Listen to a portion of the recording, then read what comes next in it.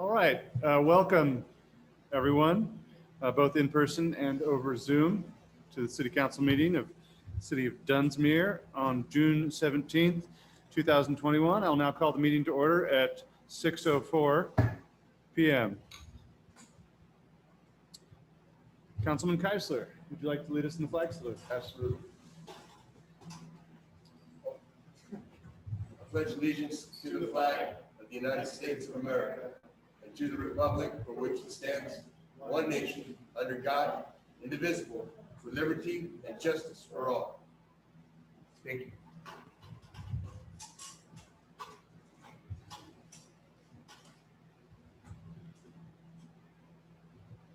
Councilmember Arth? It's coming in the door. Is that on the door, really? Okay. Councilmember Deutsch? Here. Councilmember Keisler? Here. Councilmember Lucchese? Here. Mayor Bryan? Present. All right, tonight for special presentations and announcement, I'm pleased to let everyone know that we have Allison Leszewski here to give us a presentation on her work to revitalize the guided walking tour in Tahandali Park. And if I could, before Allison gets, hey guys, before Allison gets rolling, I just want to say that she's been a force of nature. She contacted me and Mike Rodriguez, and she's carried this project on her back all the way through to where she is now. And, you know, she's a tremendous asset to the community, and just, I can't say enough about her. But anyway, Allison, take it away. Thank you so much, Todd. Can everybody hear me? Yeah. Okay. So I live near Tahandali Park, and I love Tahandali Park. I'm a distance jogger, I'm a walker, I like to fish, and I just think it's a great spot. And this project, like Todd was saying, right from the start, I got a tremendous amount of enthusiasm and support. I want to give a personal shout out to the City of Dunsmuir, to the Dunsmuir Rec and Park District, to the Dunsmuir Botanical Gardens, the Dunsmuir Rotary, the Siskiyou Arts Museum, and so many community supports and volunteers, very specifically Mike Rodriguez, Todd Uhas, Brian Wilson, Dave Keisler, Ken Wood, Wendy Perkins. Without this community effort, this all can't be done. So I just want to say thank you to everybody right from the start. For those of you that don't know, I wrote the McConnell grant. I asked for $27,000 and I received $27,000. This is going to be going towards a variety of improvements at Tahandali Park. First and foremost, it's going to be going towards interpretive panels. This is a revised, these interpretive panels are being revised. The original ones were in place from Dunsmuir Elementary School students in 2005. And it highlights Dunsmuir. It highlights the Native Americans, the Wintu, the trout, the railroads, the Cantera spill, the various types of trees and birds and everything wonderful about this town. So those narratives are going to be rewritten and panels are going to be installed in the park so that folks that come into town as well as locals can learn about Dunsmuir. And part of these panels is going to include a revised map, and I know many folks here have seen that map. It's still under revision.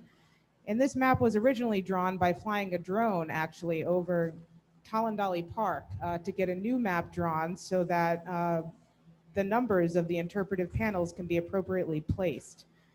And also is going to be included as high resolution images. I'm working with some local historians to get the proper images of Soda Springs Resort and other things like that.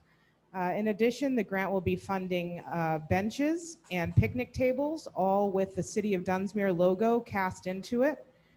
We'll be purchasing brand new bear-proof trash cans, which is really exciting to our Public Works folks here. And as a side note, unrelated to the grant, public funding has also been raised for an additional bear-proof trash can at Hedge Creek Falls. I didn't mean to say public funding, I meant to say private fundraising is responsible for additional bear-proof trash can at Hedge Creek Falls. All of these bear-proof trash cans are going to be ADA compliant and locking hasp, and it's going to say trash on it. And then there's the last thing that the grant is going to cover is going to be public art on the sewage pump station. I'm working closely with the Siskiyou Arts Museum. I want to say thank you to Ernie and to Lindsay over there. They're working on putting out a press release to call for local artists to submit their plans for public art on the sewage pump station, and that's going to be coming out shortly.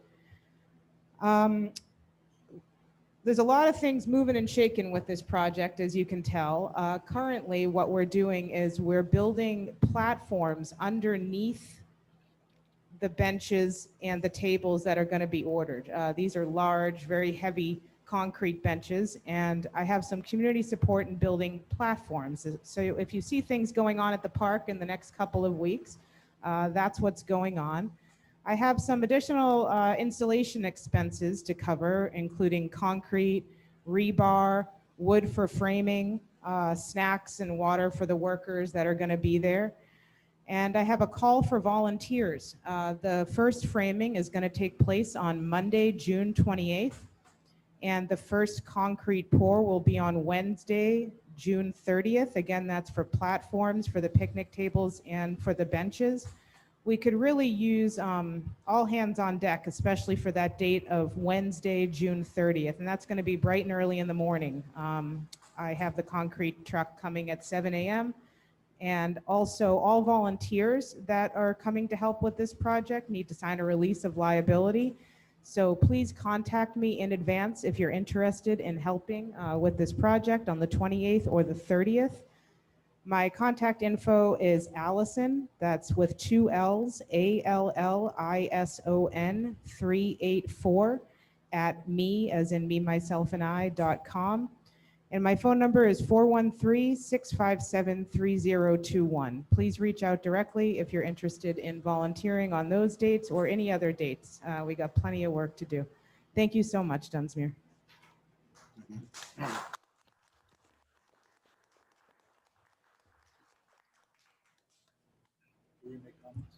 Yes, thank you so much, Allison. We really appreciate all the hard work and leading the community to revitalize Talon Valley.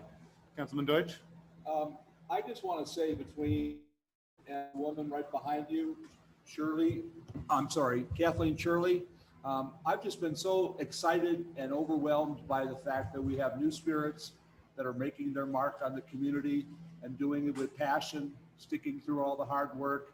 And I can't be more proud of either of the two of you. I'll probably say the same thing in a second, but for right now, I really appreciate all you put into this. Thank you, Bruce.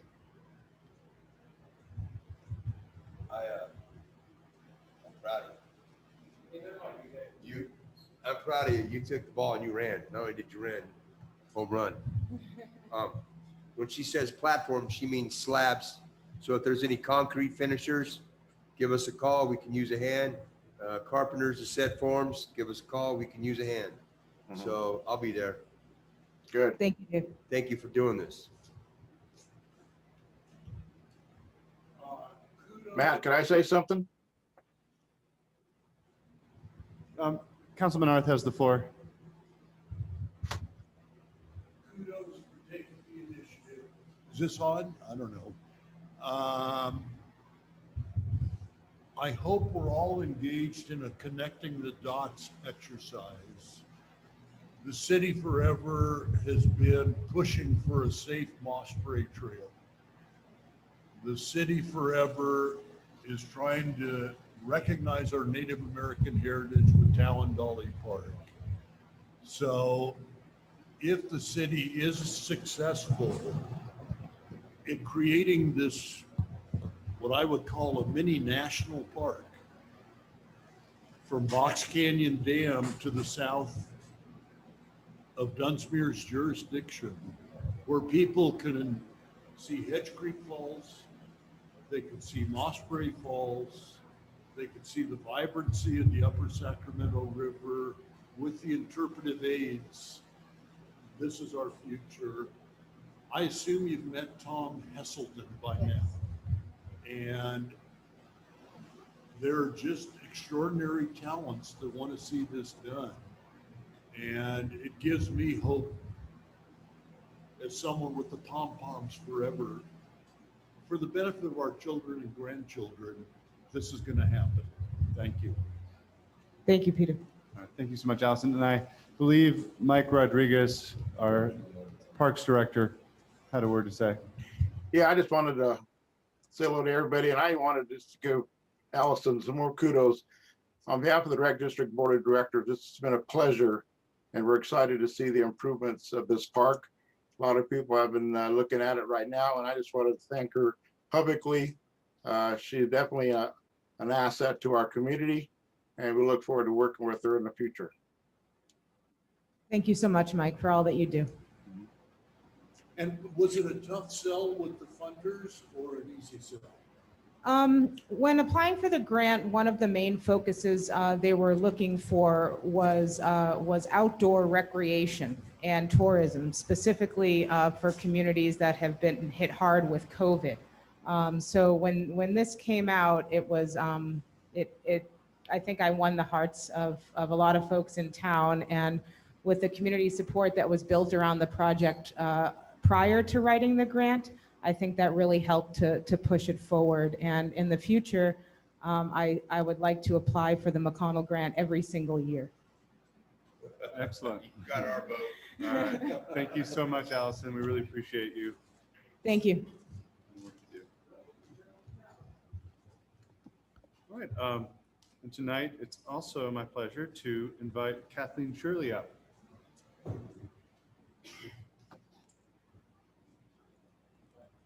Hello. We can hear you, Kathleen. Hello, can hear me? Kathleen. Okay, hi. I believe I'm here to talk about Dunsmuir Elementary School's outdoor classroom. And it was honestly a community project. Dunsmuir Rotary, some private citizens, Dave Kiesler.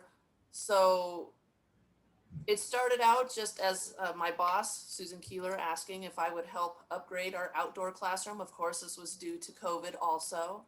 And in asking people to donate time, from Steve Pierce and all his work with his tractors and his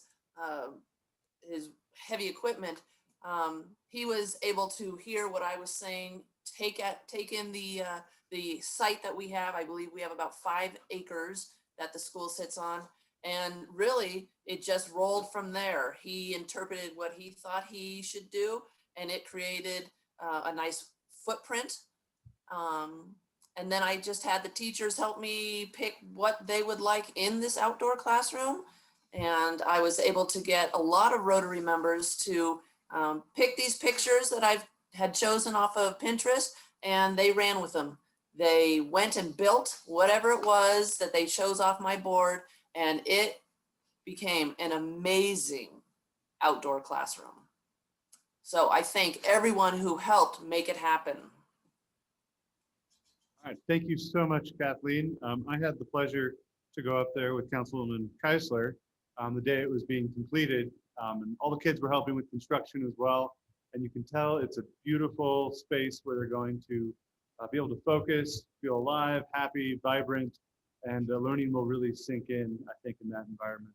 And thank you to the Rotary. I believe they were involved as well, Councilman Keisler. Are there any questions of Kathleen? I would just like to say what I said before, between you and Allison, it's a kind of a real joy to have the creative spirit, the passion and the energy, and you're making your input on the city and the community, and I think it'll be there for a long time. Thank you for everything you've done. Thank you for that. And Kathleen, more than just you telling us about the classroom, when we saw the classroom, we wanted to just formally honor you. show our appreciation as the city. It's not much other than a mention and a little certificate. I believe you can find it at City Hall, but we do really appreciate the work you're doing with our community. Thank you very much.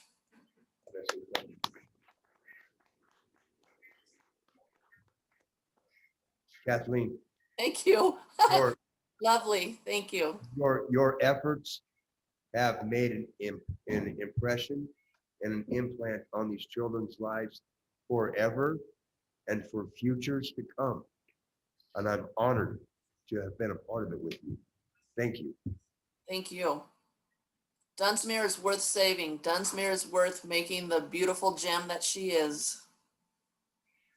Agreed. Here, here. Thank you. All right. I'll now move us in out of special presentations and announcements to our general public comment section. This is an opportunity for any member of the public who wishes to come up to either the podium here or hit *9 if you're calling in, or hit the raise your hand function. And you'll be allotted 3 minutes to make public comment on any item you choose that is not on the agenda. So anything generally that's not on the agenda or anything that is on the consent agenda. Please state your name and address for the record prior to. And I just want to say, because we have some very important items on the agenda tonight. One of them, of course, is a public hearing for an Airbnb ordinance. Another one is our next 2-year fiscal budget. If it's on either one of those issues, we will have a due public comment portion for each of them. So this would just be something that's either relating to our check registry or just a general public comment regarding the city of Dunsmuir. Yes. Hi, my name is Jim Striegel, 2601 North Old Stage Road. I'm coming here to ask the council and the city of Dunsmuir for support in putting a memorial tree on Pine Avenue for the late Patricia Hill. She was born and raised in Dunsmuir in 1939 in the old hospital on the other side of the river up on the hillside. She was called the village harpist. She gave so much of her time to this town, the garden club, Tondali Park, railroad days, fundraising for Christmas lights for the bridges, Christmas lights for downtown. She played every Sunday for 5 years at the brewery. She loved everyone in this town, especially the children. And she was my sweetheart for 6 years, and she passed away 4 years ago. And she would play Christmases during the lighting ceremony for the tree. Every year, Dunsmuir cuts down a Christmas tree, lights it up, and then I guess has to discard it at the end. I think a living Christmas tree would be an appropriate memorial on Pine Street in one of the 2 planters, preferably the one closest to the pizza factory. Also, we have the funding for that. Peter is a dear friend of Patty's. There's a beautiful blue spruce, a Fat Albert blue spruce at the nursery in Mount Shasta right now that's available. They're holding it for me. It's about 6 to 7 feet tall. And the nice thing about it, you guys are showing so much love for the children and the future of the children in this town. When families bring their kids for the Christmas lighting every Christmas for the lights, every year the tree will be a little taller, the kids will be a little taller, and they can grow up with the tree. And they may be 3 or 4 or 5 when they start. When they're teenagers, they'll come back with their family for the lighting, and the tree will be the bigger. The Fat Albert is a gorgeous, symmetrical silver blue spruce, cone shaped. It's a spectacular tree, and they got a beautiful example up at the nursery they're holding for us. Also, I'd be willing to do another fundraising concert. I put on several in Weed and some in Dunsmuir to raise money for a memorial bench by the tree, so people can sit there. And that would be at the brewery, but once they iron out the COVID, they're just getting used to full crowds now, so it's going to be a process. But sometime later this year, I'd be more than happy to help arrange a fundraiser for that. Patty loved this town as the village harpist. Peter, anything to add? This would be a perfect fitting tribute for someone who was born and raised here. She passed away from cancer. She was in the Bay Area recovering at her daughter's house and said, I don't want to die in the Bay Area. I want to go home to my mountain. She loved the mountain, Mount Shasta. She loved the town of Dunsmuir. And she made it back for her last days here. And you guys knew her, and she's a cool lady. So any questions or comments? No, this is just a one-way for public comment, Okay. but we really appreciate you coming to council, and we'll be sure to get back to you. City manager will be the one who'll be contacting you. Okay, regarding and that. Peter has all the information. Yeah, yeah. We look forward to working with you. Thank you.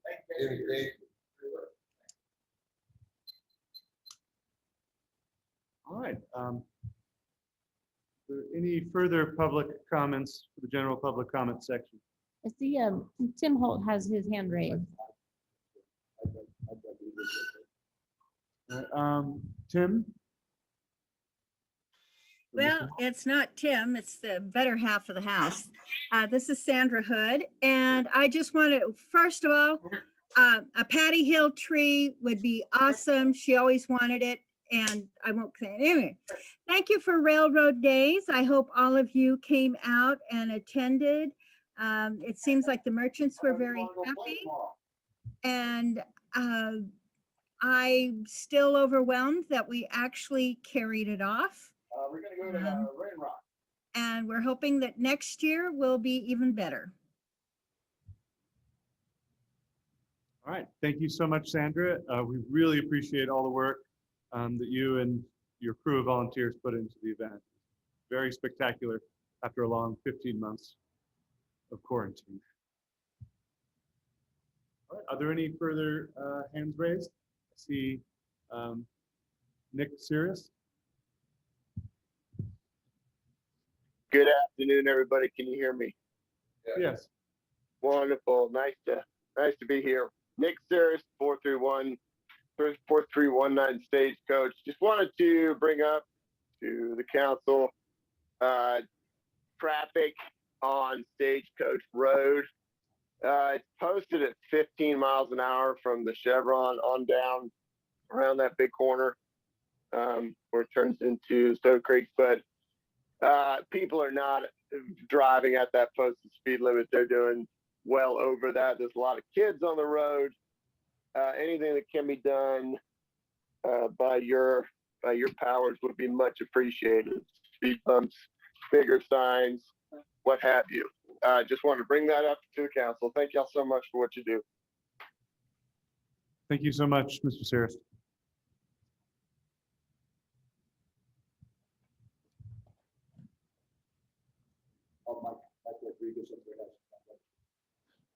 Mr. Rodriguez?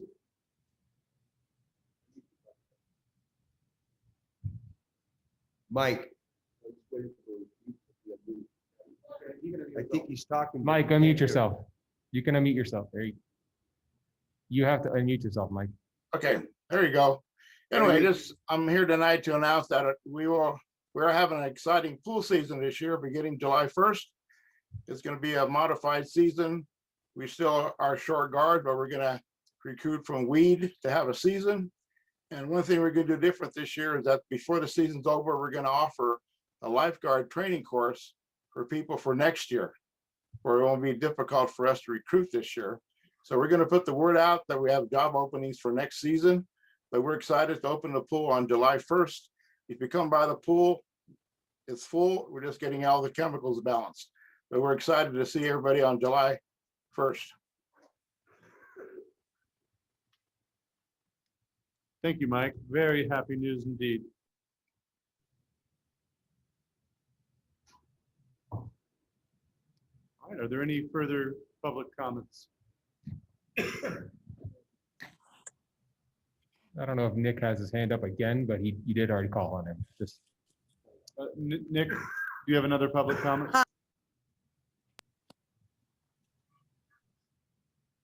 Yes. Hi, I'm so sorry. I'm Nick's wife. My name's Anna Phelps. Are you able to hear me? Yes. Okay. I wanted to speak to the council as well about the area. Again, I'm Anna Phelps. I reside here at 4319 Stagecoach Road in Dunsmuir.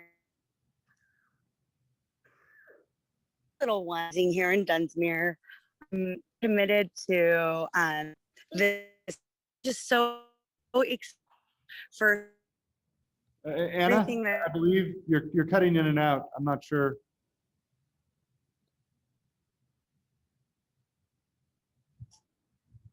Hello? are you able to, oh, sorry.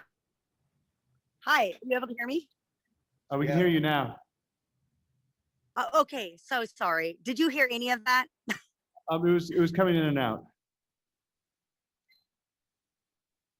Okay, sorry. I just wanted to say thank you first to the council for all of your hard work and for doing everything that you do. Thank you to everything that's going on at Tallandale Square, Tallandale Park, the opportunity to boost economy as well as honor the indigenous people in the area, and just opportunity to showcase local artist work. Thank you, Allison.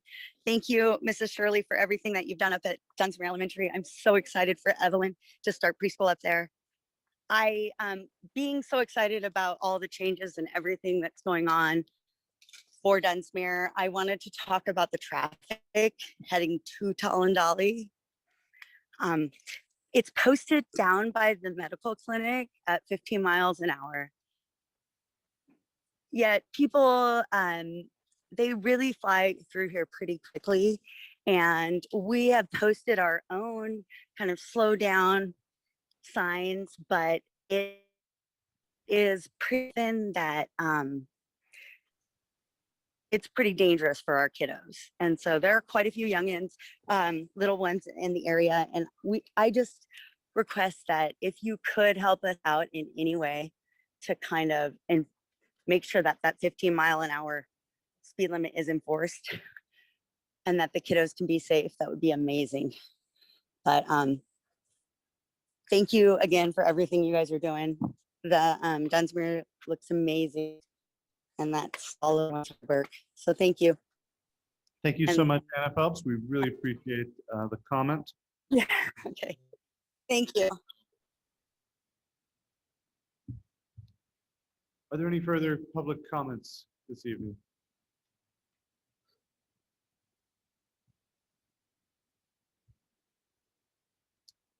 All right, I don't see any. So let's move on to staff and council comments. City Manager Uhad, would you like to begin? Sure. So I managed to round up and get in place a Green Waste Day for July 16th. Confirmed that with the Wairika Transfer Station, which would act as a sub for Clemens Waste Removal. The downside is Wairika Transfer doesn't do work on the weekend. So what they would do is come down with 2 or 3 30-yard bins on Thursday evening, drop them off. We would start at 8 a.m. in the morning, and we would end at about noon, maybe a little after. Part of this, Diana would show with the truck and help. Dave has agreed to kind of run herd on helping people sort through mulch and leaves and grass, that kind of thing, and woody material. And then anything that doesn't fit in either of those two categories would go in Clemens's truck. Now, we talked about the potential for leaving the dumpsters out after the green waste is done, like have Wairika Transfer do a run, dump those bins out, come back, leave them until Monday morning. And I talked to Diana later in the day, and she said, absolutely, that's a bad idea. The last time she did that, we ended up with needing 6 dumpsters, and we had to get rid of 23 mattresses because the word gets out all across Siskiyou County, and with no eyes on people, people will bring their old dishwashers, old bikes, you name it, and just toss it in there because they don't care. And we're going to have a real mess on our hands on Monday morning. So what I'm suggesting is that even though it isn't ideal that it isn't on a weekend, that we have this on that Friday. We have Wairika transfer, take the bins up, make a dump, come back and continue that day and try to fill up as much as we can and then close up, call it a day on that Friday.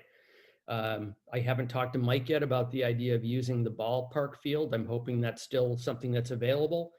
I've talked to Chief Padilla. He doesn't have a problem with using chainsaws out at that location, and he'd have some staff on out there as well.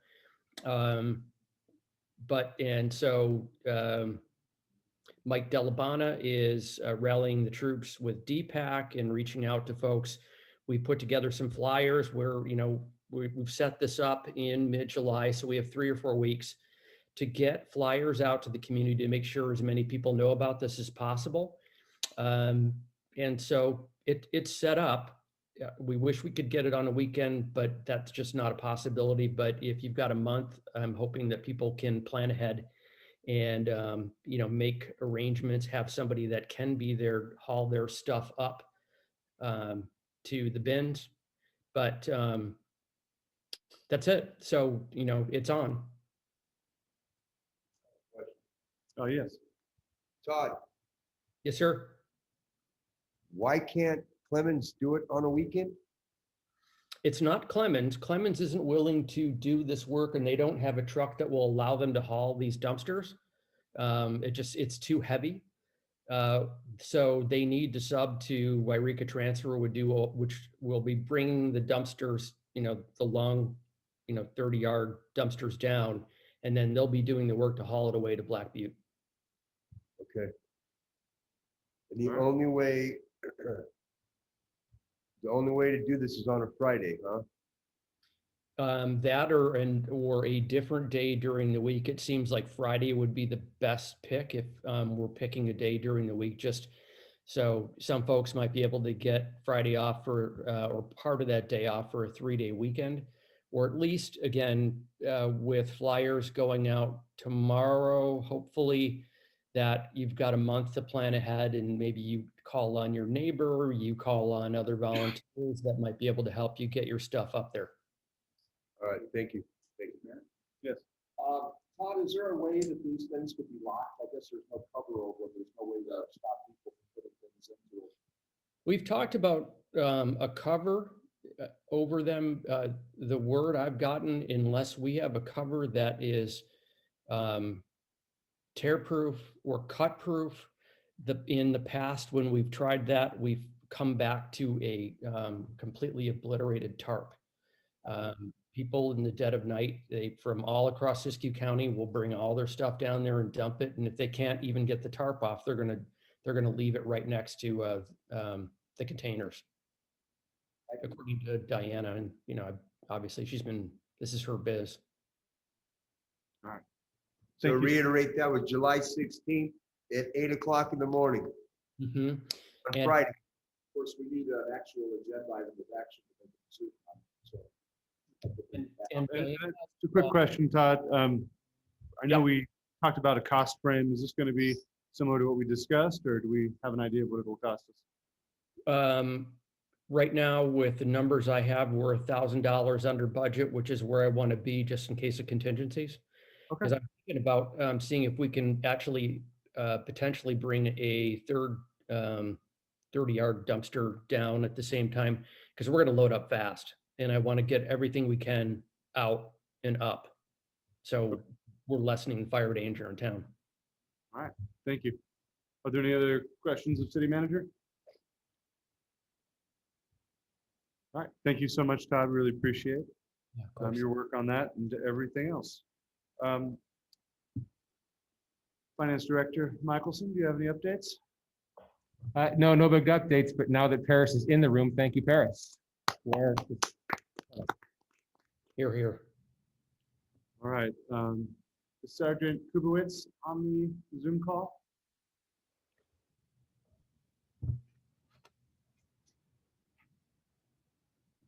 Did I unmute yet?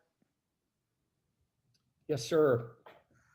Oh, so I don't know, is Nick and Anna still on the line? I just want to talk to them before I give my report. So Stagecoach is a fairly short road, and normally with the California Vehicle Code 22350, which is a prima facie law, which is speed safer conditions. Usually, and it states in the vehicle code that it should be a 25-mile-an-hour speed limit on that roadway, unless there has been a traffic survey. And I'm not sure if the city has actually had a traffic survey, which would make it under the posted or which the California Vehicle Code would puts it at when it's in a residential neighborhood.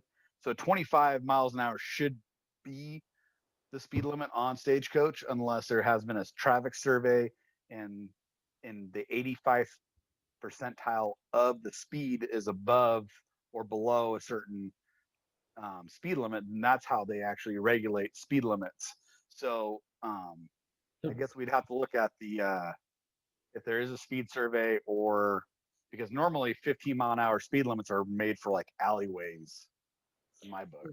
So Sam, that given that kind of street classification and where it is under the MUTCD, which is gobbledygook for the Manual of Uniform Traffic Code Devices, that kind of street should be posted at 25 or below. So we don't really need to do much beyond that. The issue becomes, will people drive that? And so if that means spot enforcement, we've got pretty limited funds and we're trying to do crack seals this summer. But, we could look at some point at looking and this is when we would have to do a traffic survey of potentially looking at speed bumps there, but we'd have to come up with the funds. No, I'm with you, Todd. I just so I don't know if every member of the public is aware of what the California Vehicle Code says for a speed limit and how it's regulated from 25 or above. I get that children are present. I hope Nick and Anna come and visit me at the Dunsmuir sub or give me a call on Saturday. I'm not working today and tomorrow. I'm actually at a training, so I'm unavailable. I can take emails, but on Saturday, I hope somebody would come down, tell me if there's a certain time of day, because we do have multiple deputies that can sit down in that area. We can do radar enforcement. We can do, what they call some type of high intensity traffic enforcement, where we can sit somewhere, we can write radar tickets and all that. But I just wanted to educate. Educate sometimes is better, because not a lot of people, just because it says 25, I have written hundreds of tickets. I've lost a few because sometimes if you drive 52 miles an hour in a 35 and there's nobody on the street and there's no reasonableness that I can articulate why it's unsafe, then you can get off on a ticket on a 50 and the 35. So it's unfortunate, but it does happen. And unless the speed limit sign says maximum enforcement, then we cannot force anything above it, because it's got to be reasonableness. So I hope Anna and Nick are still on the phone, because I don't see them on my screen, but come down, talk to me between 7 and 5 on Saturday, or give me a call. I'd be more than happy to talk to you. And if, sometimes there are traffic flows that are at certain times where one of my deputies would be more than happy to sit down there and enforce traffic. We'd like to do that. Right. Thank you, Sergeant Goodwitz. Do you have, any further reports? I do. I have my my monthly May report, but I just wanted to get it out just because I felt like public comment came up. It was a traffic issue, and I just was hoping if they're still on the line that maybe they can get the message. Come talk to me. Try to figure out the solution to their problem. Thank you. We appreciate your prompt response to them. So I got the May of 2021 stats. So this month we did 473 hours of patrol time. During that time, we had 187 calls for service.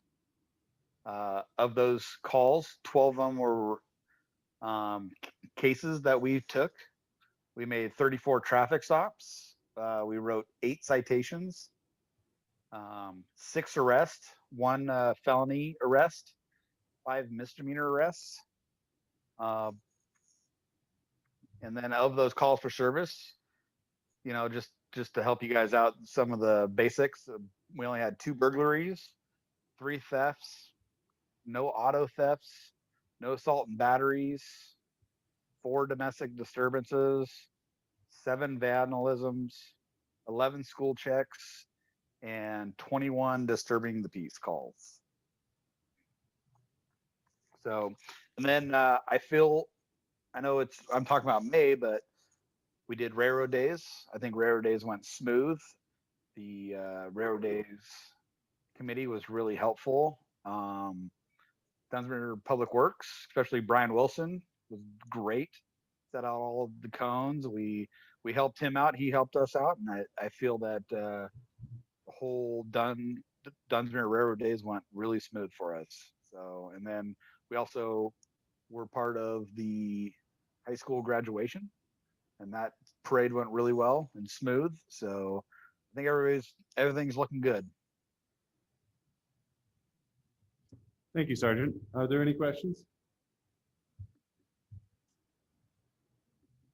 Well, thank you so much. Keep up the good work. And I do have to agree, Railroad Days looked like, from my end, logistically, it went very, very smoothly. Thank you for you and your team's effort.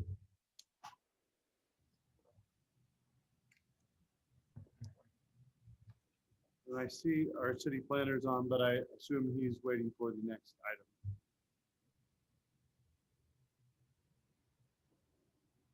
So. That's correct. Thank you, Rico. Councilman Arth, would you like to begin council comments? Thank you, Mr. Mayor. I know potentially we have a lengthy agenda tonight, so my comments are limited to the topic of vision and planning. I had a little spare time, and so I emptied out my pile of paper for my first 2 years in this term of office. And amongst the keepers was the departing memorandum from Mark Brannigan, former city manager, who said the number one thing the city needs to do is vision and planning. And of course, the other keeper is the magnificent start that council member and former mayor Lucchese made on the City of Dunsmuir 2020 community vision and priorities. I'll speak more to this when we get to the budget, but the reality is, Mr. Mayor, we have let this go for both the residential community and for the business community. For some reason, this no longer seems to be a priority, even though every city manager will tell us without a vision and plans, you can't do economic development, you can't do housing decisions. So as COVID retracts and we try to return to normalcy, we have to make vision and planning with our 2-year budget exercise.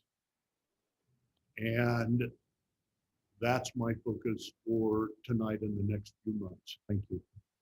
Thank you, Councilman Arth. Councilman Kessler. I would like to, again, commend people for Railroad Days, from the committee, the sheriff's department, Brian Wilson, everybody that was involved, all the volunteers. I wasn't here, but I heard it was outstanding. It was a great turnout. Sorry I missed it, but I'm proud of you guys for pulling it off on such a short time, and it was so much work. And I know these people worked their butts off to do it, so I'm proud of all of them.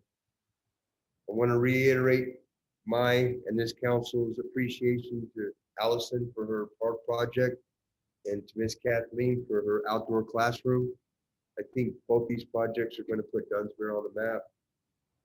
I'm going to do a special shout out to Mike and the Parks Recreation for getting the pool open. Talk about thin strings, but you guys managed to pull it off. Thank you for that. On behalf of all the kids and a lot of the parents, thanks for keeping the pool open. And one of the things I'll be working on is I'm trying to put together a Veterans Day parade. So if anybody wants to help me, we'll get together. Let me know. Thanks. All right. Thank you, Councilman Kessler. Councilwoman O'Casey. Thank you. I'll be really fast. Just wanted to let everyone know on an update. Excuse me. The Mossbury Trails, it looks like the Trails Association is submitting the additional information that Union Pacific had needed for that project. So that'll go back to the engineers for review for the second time, which is great that we're getting those plans back to them to take a look at. So that's just a quick update on that one. And then Todd has also been working really hard with Caltrans to take a look at that Hedge Creek parking and and it turns out that we do own the piece of property adjacent to Caltrans where the parking area is. So Todd's working on looking at that piece right now. So I just wanted to bring that up since he didn't give an update on those pieces. So those are in the works. The only other pieces I have is the National Endowment of the Arts Our Town grant application has opened up, which I had talked about applying for previously at a couple of meetings back. It can go to a number of different types of planning projects similar to what Councilmember Arth just previously discussed for vision and planning. So I'll be putting together a list of possible projects that meet the criteria and hopefully coming back to council in the next meeting or two with the list of ideas that we could go for that would apply really well for that grant, and get some feedback from you guys in terms of which projects we should be prioritizing for that piece. We're still plugging away at the Children's Park grant application. Right now it's really over to the state. So I've been kind of strategically bothering or friendly reminding people to hopefully get back to us so we can move forward with the acquisition of the property and get the escrow going on that. Other than that, just been dinking around, and I do have 2 committee meetings to report on our next agenda item. Thank you. Thank you, Councilman Lucchese. Councilman, sorry. Thank you, Mr. Mayor. I want to follow up on the railroad days. I was down there, and the way I looked at it was really encouraging considering the fact that there was such short notice going out. I really do appreciate 2 people in particular, and that would be Sandra Hood, who was the leader behind the whole effort, and Esther McClendon, who once again put on a really magnificent parade. I think she did a tremendous job. The only other thing I want to bring up is that this Wednesday morning at 10 o'clock, there's going to be a ceremony to welcome in the new runway that was put in, a $3 million runway, no match. And when we get to the budget tonight and look at it, I'm encouraged by the fact that a lot of the things in there look at finding a way to turn the property there and the airport itself into an economic engine. I've always felt since I was on the council, it's actually my 6th year anniversary now, this June. And right from the beginning, then Mayor Keisler appointed me to the airport committee. And so it's been 6 years, but it's really exciting to know that we've taken a major step forward. And I'm looking forward to being out there on Wednesday morning. And you all are invited, of course. Thank you. Thank you. I'd just like to thank the entire town for putting on and participating in Railroad Days. I'm very proud of this community for so many reasons, but after the long pandemic, it was so good to be out and about in person, and people did show up. It was quite spectacular. I think we should move on to our committee reports. Mayor, Just really quick. Yeah, go for it, Wendy. I believe Kubowitz wanted to make another comment. Sergeant Kubowitz? Yeah, I totally forgot to bring it up because I got sidetracked about talking about traffic safety on Stagecoach. But I don't know if you guys saw the Facebook post on our on the sheriff's office website, but somebody broke into our canine locker and stole 3 of our bite suits. So I don't know if you guys have seen the post and all that. If you guys see somebody in a police dog bite suits, one of them was my one that I wrote with a grant and got for myself when I was in the canine program. Please let us know or look at that post. I also want to let you know I just got awarded another grant for our canine program because I reached out to some people and wrote another grant for additional bite suits, since having a bite suit is a key component to canine training. And so I just hope you guys spread the message. Check out our post.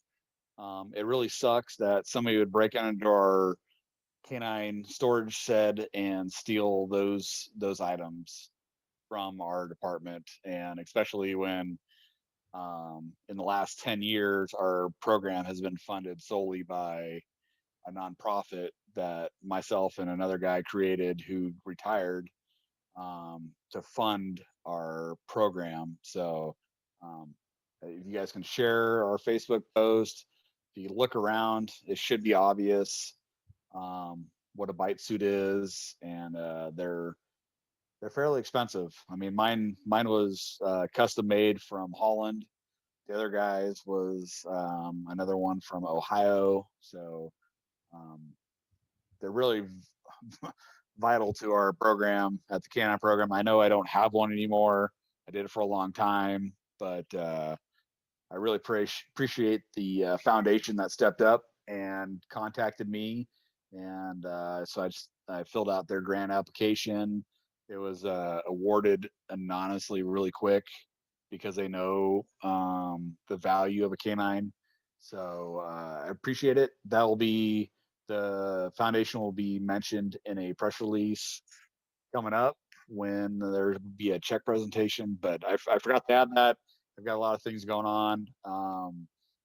Another thing, a good friend of mine, been trying to hold this off. He's a police officer for Susanville PD. He died the other day of COVID in the hospital. He didn't last 2 weeks. So I'd appreciate a little moment of silence for him. He was Officer Brian Barham. His brother is a California patrolman in Wairika, or in Mount Shasta. His other brother, it was a railroad UP cop. So a little moment of silence for him. His funeral is next Thursday in Susanville. Myself and a bunch of the deputies will be heading over there to support him and his family. And he was also a deputy with the sheriff's office that worked in Dunsmuir years ago. So I'd appreciate that. All right, thank you. Yes, we'll have a moment of silence for the police officer fallen to COVID.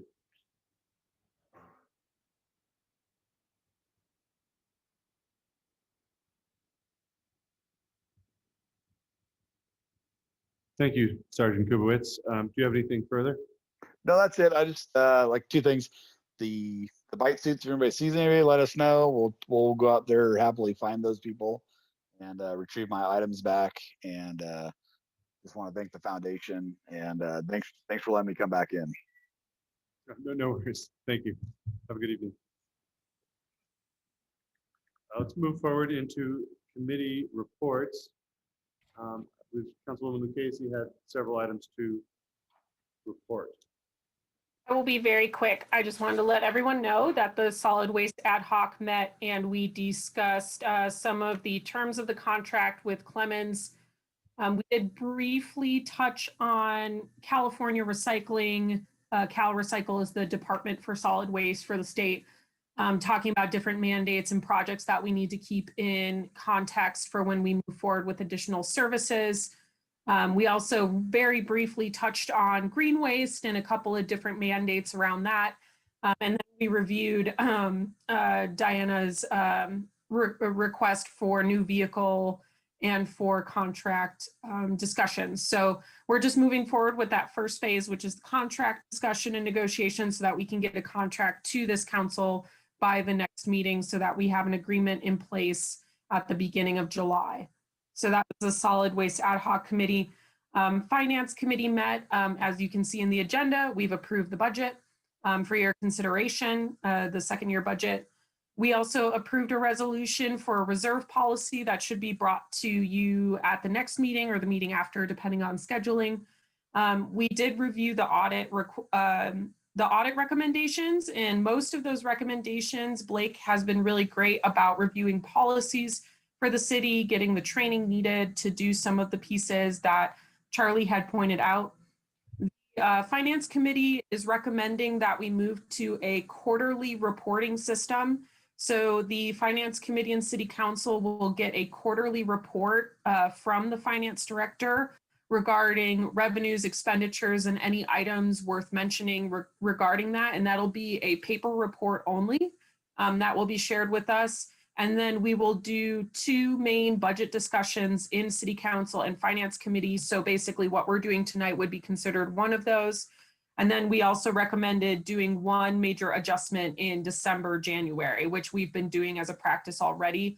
But we wanted to at least add those quarterly paper reports so that there's at least a little bit of an update every couple of months that revenues and expenditures are available. We felt monthly wasn't quite accurate enough because we don't necessarily close out the month to month with some of our revenues that we get. So we figured it wasn't going to be a good picture on what's really going on. But we're hoping that those quarterly reports out to council and the finance committee provide enough information that council members and the committee members are comfortable with what's going on with our current financing situation. And then finally, we approved moving forward with a $5,000 cap budget for the Greenway Stay. And that's all. All right, thank you, Councilwoman. Are there any questions? Are there any questions? I was there. All right, Councilman Deutsch. Thank you, Mr. Mayor. I want to report on the water and sewer rate study task ad hoc committee.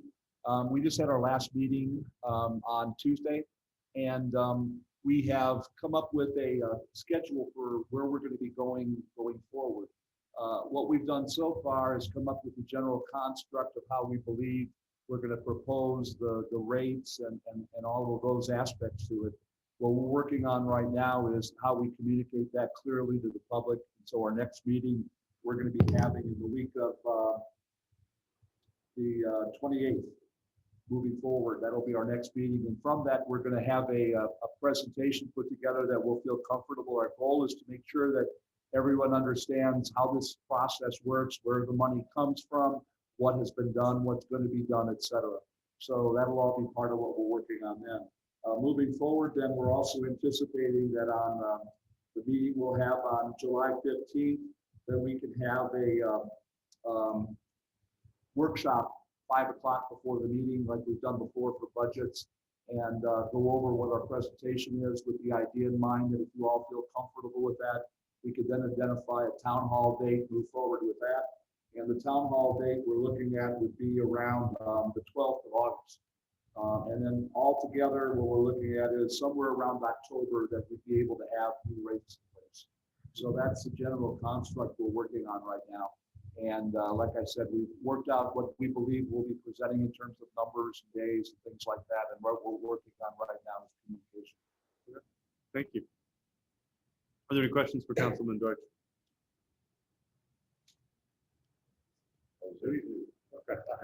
Mr. Mayor, yes.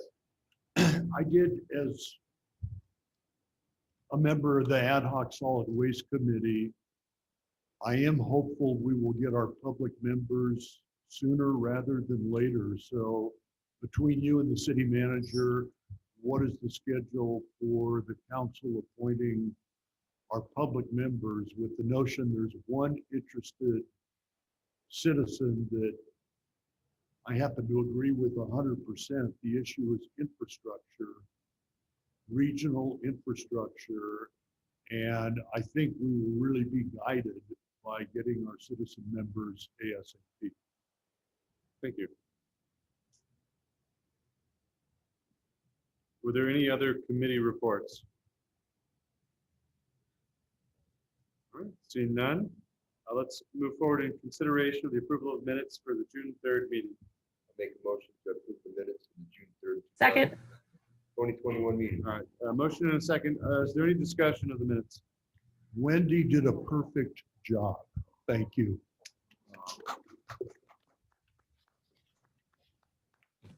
All right, motion and a second.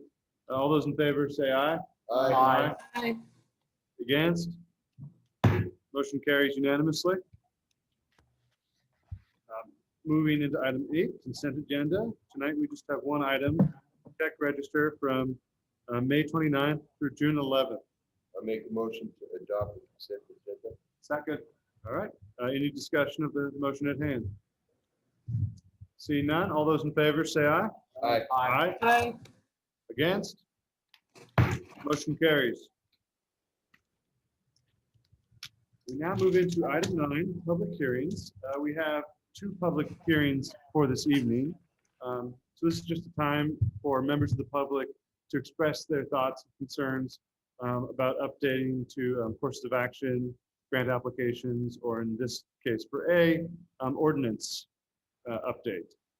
So for item A, we have short-term rentals ordinance, discussion of an amendment to Title 17 zoning of the City of Dunsmuir Municipal Code to establish regulations for short-term rentals. I believe we have our planner on the line, Rico Tinsman. I'm there. Can everyone hear me okay? Yeah. Yes. Thank you, Rico. Fantastic. Thank you. Yeah, thank you. This is an amendment to Title 17 to establish regulations for short-term rentals. The draft Rico? regulations. Yes, Rico? Wendy? It's a little bit echoey for us. Okay. I'm not sure what to do because I'm using a headset. I don't have a speaker providing feedback. Yeah, and I'm not getting feedback on the Zoom side, so it's just you guys in the room. Sounds like you're talking into a tin can. Is this any better? It's a little bit like you're in a bathroom. Let's see what happens. Hold on. I don't know how to change that, to be honest.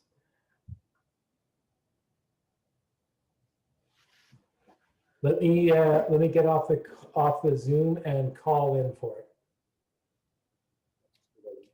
I apologize. If you want to move forward with the next public hearing, and then get back to me when you're done with that.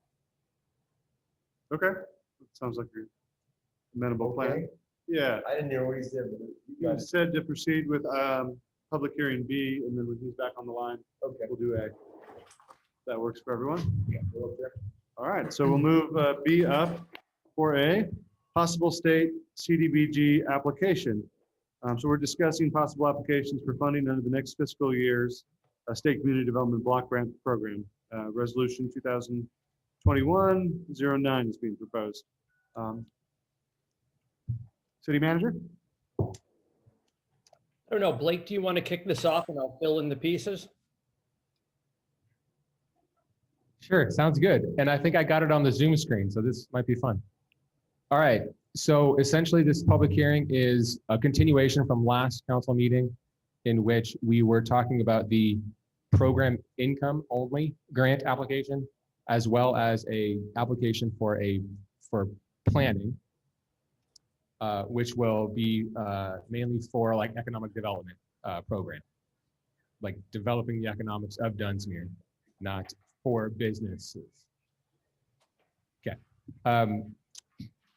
So essentially just hold the public hearing again, allow public to comment on it. The resolution is attached. And so we see the 4 projects that we're thinking of doing. So there is a Dunsmuir Library Improvement, Community Resource Center, and Hedge Creek Falls Trailhead. And then this is the planning application. It's a business improvement district. That's the BID. So the feasibility of establishing a business improvement district. Well, actually, let me rephrase these. So there, like Blake said, there are 2 different types of applications we're looking at. We got a certain amount of program income this year from both the EDBG and CDBG program. And what that allows us to do is we can, for things like the re-roofing the library, getting additional help to the Dunsmuir Resource Center for the increase in need, and from everything from placing homeless veterans to feeding poor families in the community, and also to see what we can do about spending some of this program income to expand the Hedge Creek parking that will also accommodate parking for the Moss Bay Trail if we get it off the ground, to create a full parking lot that you pull into as opposed to having to back out onto the street. So those are the requirements for program income only grants are they are not very constrained. They're not scrutinized as much, and they will pass. The what we're doing with some additional program income is we want to leverage that for an additional 250 for a total of 250,000 in community development block grant funds for um, a number of planning related uses. One of them is to hire a firm to come in and help us with creating an economic development revitalization program. And having the same firm, which we've got 3 or 4 firms that we're talking to that have different approaches that we'd like to bring in for presentation. So we pick who's got the best approach for our city. And then the next is to either do direct retail outreach or to work on things like, a combination of retail outreach and small scale enterprise, small business creation, small industrial, like whether that's pottery or you name it, it could be a whole bunch of different things. And then we think that we might have additional money either for, then looking at architectural standards for our historic district, but backing up, the portion of the economic development revitalization program is kind of a bigger, more robust and more targeted look at a bid. So that a bid look would be part of it, but it would also include things like, how do we get signage in the right place to get people off of I-5? How do you maximize the approaches to downtown so it becomes more inviting? What are the kind of standards that we want to have in place in terms of street furniture and lighting and things like that? To get people excited about the community, which dovetails well with the vacant and distressed building ordinance enforcement that's getting underway. So as we move some folks out of underutilized properties, this economic development revitalization plan dovetails perfectly with that work that we're doing, and the timing is right. So the idea behind this is we've got a bunch of stimulus money coming into the city, and while we have a lot of need, just for our citizens and for our buildings and you name it, for our community, but we need to use, in my opinion, a large chunk of this money while we have it to build economic momentum into the future. And this is what this this $250,000 planning grant is going to get us. All right. Thank you so much, Blake and Todd. So if anyone's looking at the staff report that was up there, we approve all these not to exceed. So we'd love to hear your input on whether these are the categories we should spend on, and of them, which ones you would give priority to, et cetera. So if there's no further questions from council at this point, I'd like to open the public comment or the public hearing. So it'll be the same format as before. You could come up to the podium, give your name and address, or raise your hand if you're on Zoom, and you'll get 3 minutes to make your public comment on a possible state CDBG application.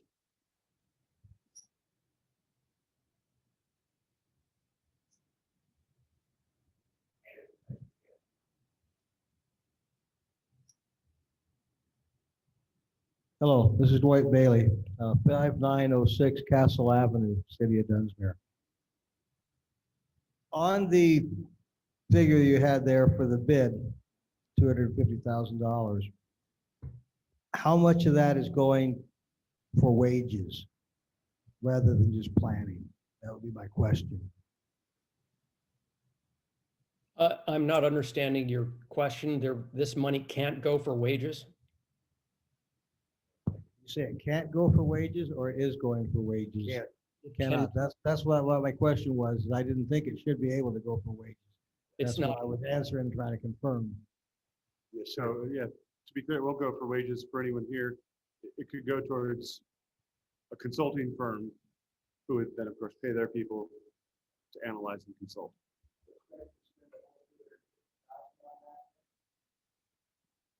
That's what the grant of available funds are. So the distribution of funds and how we would spend it in that category would later on need to be determined, and we'd certainly take it back to public comment at that point.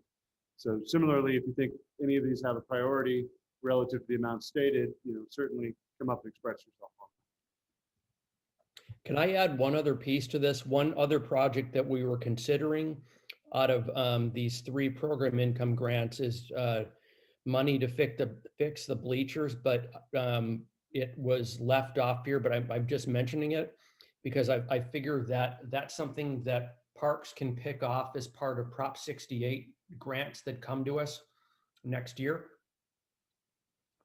That'd be kind of nice. Okay. One question are there any further public comments at this public hearing? This is Christina Dunsmuir, and I'm on the phone, so I don't know how to raise my hand, but I would like to make a quick comment. Yes, please. Okay.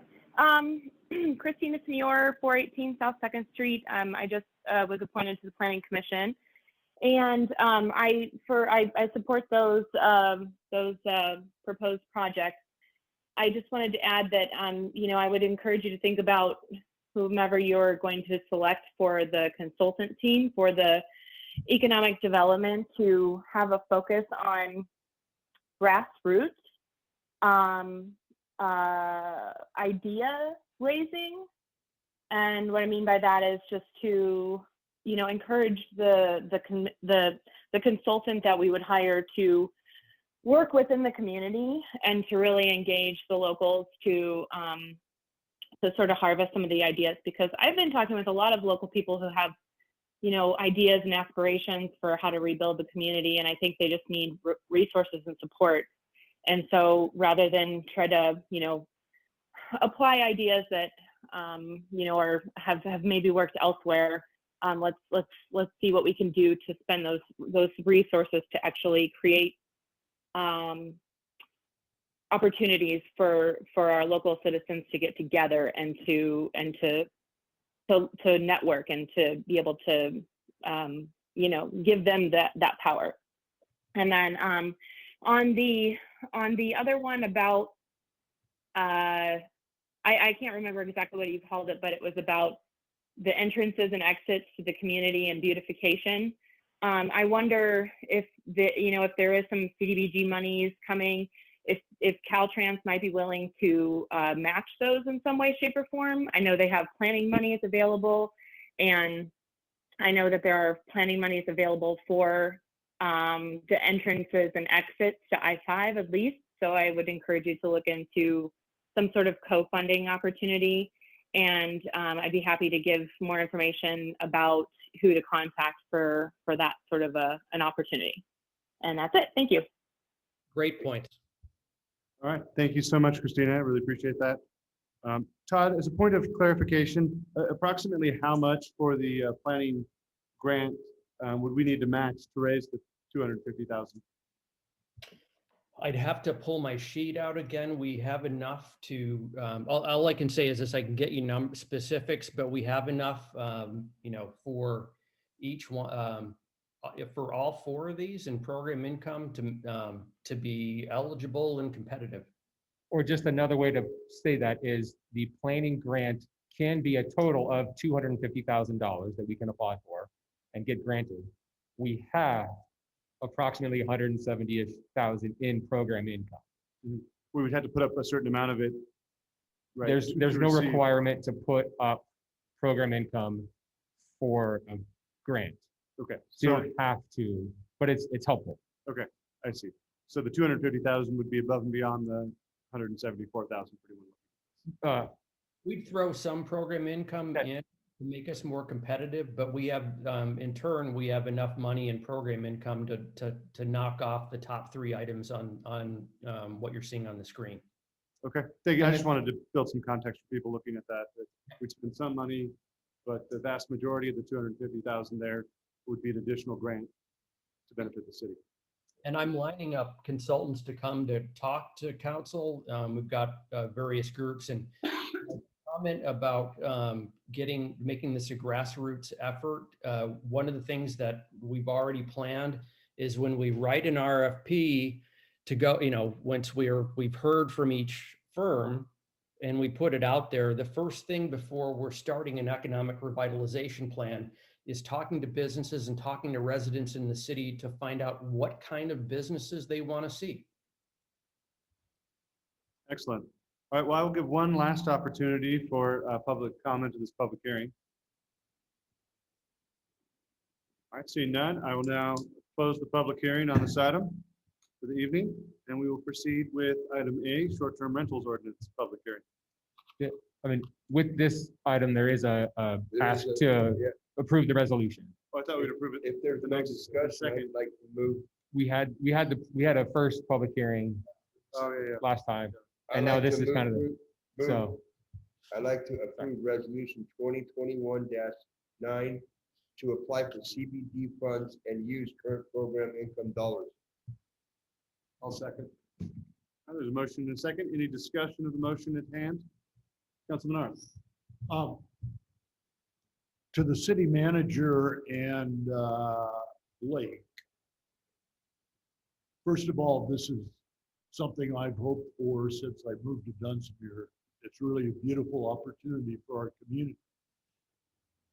What I'm wondering, and I'm very pleased to see the bid feasibility portion of the allocation.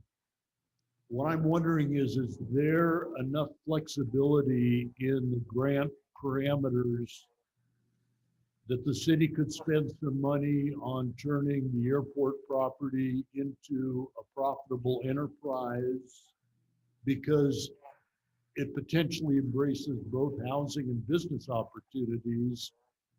And the same question for broadband. Can we spend any of this money, whether it's through the library or the community center, making sure that we have ubiquitous broadband capability in our city? So I'll take that as a two-parter. In terms of the program income we're talking about here, it's not enough to do the work up at the airport, but the good news is I'm in communications with the Economic Development Administration, which helps for planning large property, and they have, they've got a lot of money to spend. Part of the thing we need to do, is to continue to talk to EDA, and at the same time, I'm working with the county. They've surplus the property they own with that surplus well at the bottom of that hill, and we've got first dibs on acquiring it. So that's something I want to knock off first. We'll simultaneously working with EDA on, hey, will you work with us on getting infrastructure up to that 11.7 acre parcel and help us plan for what is going to be most attractive for developing that area, highest and best use. And broadband? And broadband, we have, like I mentioned in the budget, we have in 2 tranches coming to us. We originally were told we're going to have $250,000 for non-entitlement units. That's a city under 50,000 that was coming directly to Dunsmuir. That was what they calculated out. That number's been revised up to about $375,000 and change. And one of the priorities that money can be spent on is infrastructure with a focus on expanding broadband. That's exciting. Very good, thank you. And I raised broadband because as someone with a background in the utility energy area, it appears like the major utilities in California are going to be going to undergrounding. And the more we could do joint trenching for both communications and energy for a very compact city like ours, I think it's promising. Not only promising, but our city's going to look better. All right. Is there any further discussion of the motion? Nope. All right. Seeing none. All those in favor say aye. Roll call. Aye. Aye. Aye. Aye. Against? Aye. You're against it? No, I'm voting, it should be a roll call. No, it's not. It's not. Okay. Unanimously passes. We're not spending money. We're just asking for it, right? Okay. We don't have to have a roll call. Okay. I thought whenever it's about money, you got to roll call. That's how playing it safe, man. Definitely. All right. Thank you, Blake and Todd, for that. Let's move forward to item A, short-term rentals ordinance. Rico? Can everyone hear me now okay? So much better, so much better. Oh, good. All right. So yes, this is a city-initiated amendment to Title 17 zoning to establish regulations for short-term rentals. The draft regulations were initially introduced at a public workshop that was held in October 2020 for the purpose of discussion. Following the workshop, the Planning Commission recommended that the City Council form an ad hoc committee to refine the draft regulations and to more broadly consider the nuisances associated with short-term rentals. The council agreed and formed a committee that included council members, planning commissioners, the city manager, and members of the public. The committee met over a 3-month period, holding online meetings that were open to the public. The draft regulations that resulted from that effort were presented to the Planning Commission at a public hearing on May 12, 2021. Following the close of the public hearing, the commission voted 3-2 to recommend to the City Council that the council adopt the draft regulations.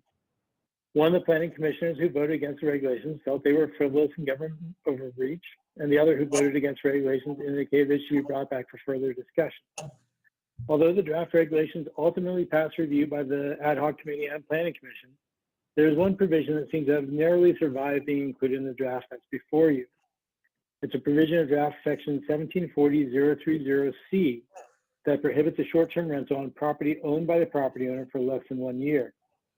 The intent of that provision is to slow the conversion of long-term housing to short-term rentals by disincentivizing investment in properties solely for use as short-term rentals. The city attorney reviewed this provision along with the entire draft ordinance, and while he did not like this particular provision as a means of accomplishing what it attempts to accomplish, he did not recommend that it be eliminated. With regard to nuisances more broadly, noise is currently regulated in Dunsmuir Municipal Code Chapter 8.12. However, it only regulates sound-making devices, not loud, obnoxious people or parties. While specific noise standards are it regulates disturbances based on whether or not you can hear the stereo or the speaker or whatever 100 feet from the source. And that's sort of the standard that we follow. There's no, no decibel thresholds or anything established in city code. And while specific noise standards are great to have because, if you exceed them, they are difficult to enforce without calibrated noise equipment and code enforcement officers who are trained in their use and who also work at night. Nevertheless, the city should consider amending Chapter 8.12 noise control to better regulate nuisance sounds.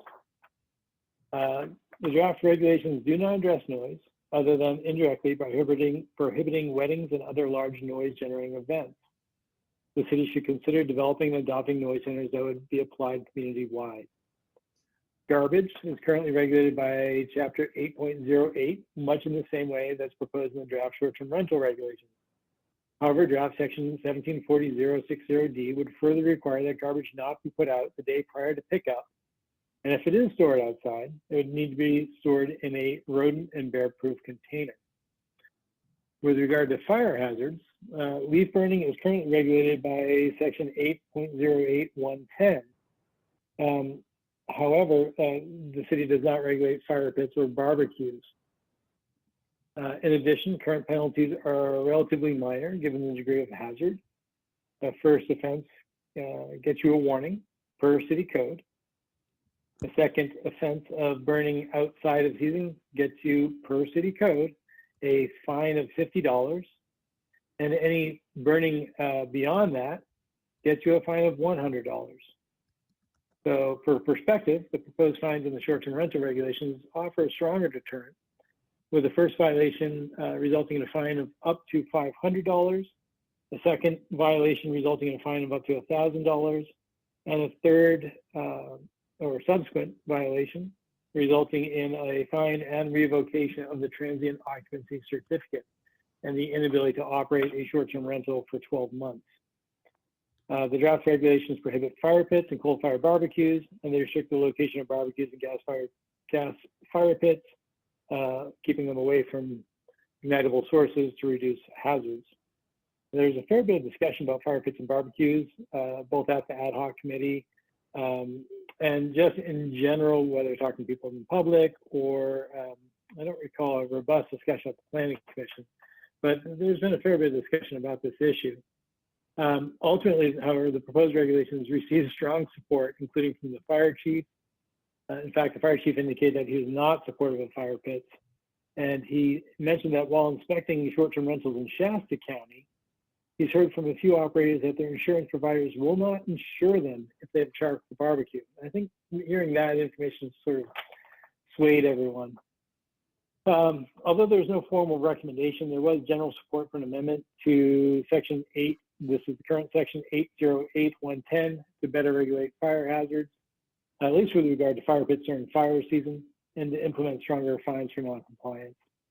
Of course, these are all general recommendations for future code amendments, with no specific change to the municipal code proposed tonight other than for inclusion of the draft short-term rental regulations. Furthermore, if the draft regulations are adopted, the city has work to do in the coming months, including adopting fees for inspections and transient occupancy certificates, and additionally, changes to Chapter 3.24 transient occupancy tax have been discussed as a means of requiring the collection of TOC at the time reservations are made. While Airbnb already does this, at least one short-term rental advertising platform has so far been unwilling to do so, despite a formal request by the city. With regard to the specifics of the draft regulations, please refer to Ordinance 570, which is included as attachment A to your staff report. Please note that once adopted, ordinances typically become effective 30 days later.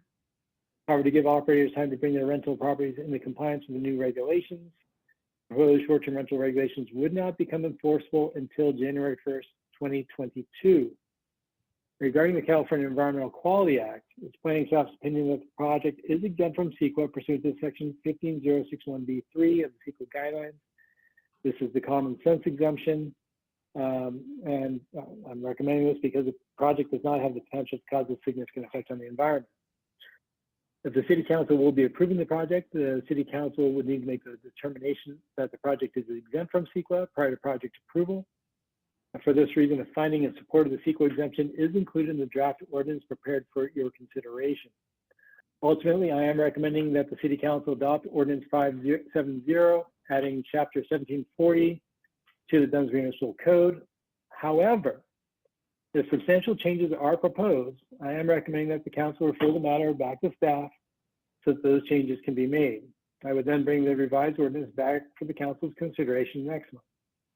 If the council will be adopting the draft short-term rental regulations in their current form, as recommended by the Ad Hoc Committee and Planning Commission, a motion to this effect is included for the City Council's consideration on page 13 of your agenda packet. With that, I'd be happy to answer any questions. All right, thank you so much, Rico. We really appreciate that. So I see in your recommended action plan, we should begin by an environmental determination and then proceed to public testimony? No, that would be part of our no. action at the end. Oh, at the end, okay. Oh. Well, are there any questions from Council of Rico regarding the ordinance? Councilman Arth. Can you hear me, Rico? I can, thank you.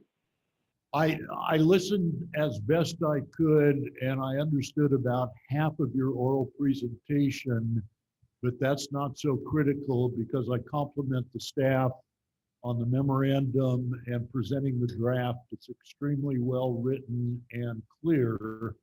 My questions are, in the early part, you talk about the city staff conducting an inventory of how many short-term rentals there are in the city, but maybe I missed it. I don't see any of the results of that inventory So my two questions there are approximately how many short-term rentals have been identified to date? And how did you do your research to come up with that inventory? And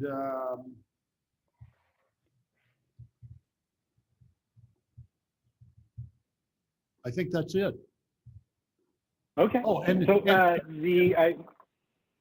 the third question is, hoping that you looked at the written comments of citizen Edward Stanton, who doesn't like your work effort very much. And if you could at least generally respond to the points he raised, because I think he wrote a very thoughtful letter. Thank you. And I'll be presenting at public comment. He's not able to be here. Enrico, if you could just speak a little more slowly, I think that might be the issue. all right, let me try this. So, Councilmember Arth, when I did my survey, my inventory of short-term rentals, what I did is I looked on all of the advertising platforms that I could think of, as well as knowing that Louis Dewey rents units. I knew that there's some fly fishing guides in the areas that rent units, and I looked at the city's registration for who's been paying TOT. But I looked at largely looking at Airbnb, VRBO, and other websites online, and then figuring out exactly where they were and who owns them by looking at Street View, and that's how I figured it out. And I'll just say this about it. In looking at, because I thought it was interesting, in looking at the short-term rentals that I saw advertised on Airbnb and VRBO and other sites, relative to what I was seeing in Street View photos on Google Earth that were maybe 5 years old or older, the amount of reinvestment that I saw in the community by these operators of short-term rentals, I will say I was deeply impressed, just because they had changed quite a bit for the better. With that said, what I found in looking at these is that there are, at the time, back in October, I would say mid-pandemic, though things were probably in a pretty good swing, we had 48 unique properties, and I know this sounds low, 48 unique properties in Dunsmuir with short-term rentals on them, and a total of 71 short-term rentals. So, there are certain things that complicate the number of rentals and how you define a short-term rental. For instance, all of the Mossbury Hotel units are advertised. There are units in the Dunsmuir Hotel that are advertised, and those add quite a few units just between those two properties. With regard to Mr. Stanton's comments, did I hear Mr. Stanton say that he is on the phone and will be speaking, wanted to provide comment as well, or did I misunderstand that? In his email to the council members, he said he wouldn't be available tonight, but he did take the time to make a number of points, and I just wondered if you wanted to respond to him. I'm not convinced. Yes. Yeah, I apologize, Councilmember Arth. I read Mr. Stanton's letter, and I thought that, I appreciated his letter. I appreciate him taking the time to write the letter. But ultimately, I did not agree with Mr. Stanton's arguments largely. I did not, I think if I just think back to it, and I don't have the letter in front of me, but he mentioned NIMBYism and elitism, and the fact that the city's ordinance would do nothing to better safeguard the community from the hazards of fire. And I did not agree with Mr. Stanton in his assessment, and I will leave it at that. I think that hopefully the entire city council got to review Mr. Stanton's letter and will take that into consideration. But as far as, sort of the specifics of the regulations, I don't, as I recall, I don't remember him, it seemed he was just generally opposed to everything, but not necessarily, recommending changes to make the regulations better.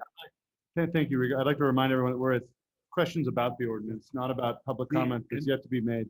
And my last question that I just recalled is for the ordinance that we're looking at tonight and receiving comment on, is this a homegrown effort for the city of Dunsmuir, or are we looking at similar California cities enacting similar ordinances and building on one of those? All right, thank you so much. I'll now resume the city council meeting. Rico, I believe where we left off was council questions regarding the ordinance. We kind of got sidetracked with discussion of somebody's comments. Let's refrain from discussion of comments until we have the comments. And my last question, Mr. Mayor, to Rico is for the ordinance before us, was it crafted from the ground up based on the Planning Commission and the ad hoc, or was it borrowed from another city that has similar concerns? I believe Rico is currently muted.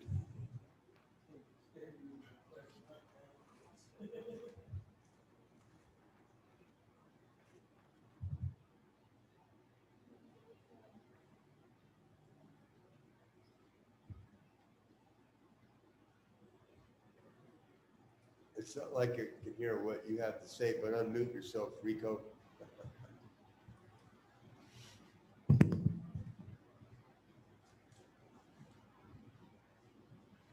Waiting on you, Rico.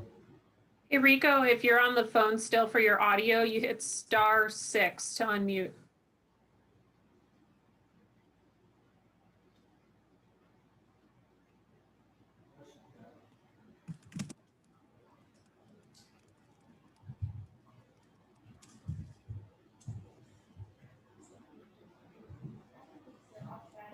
Maybe Todd could answer it. Oh, there he is. Oh, I'm back. Everyone hear me okay?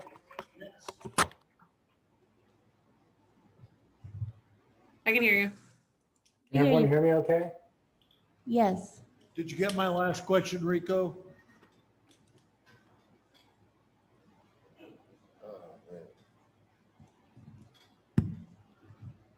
Rico. Rico, can you hear us? Can everyone hear me okay? Yes, we can.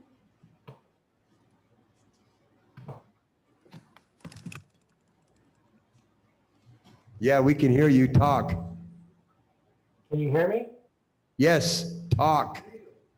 I think he's just having some issues with his audio on his side. He can't hear us. Turn up your volume, Rico. We can hear you and see you. I don't think you can hear I'll us. call back in. Yep, we can hear you and see you.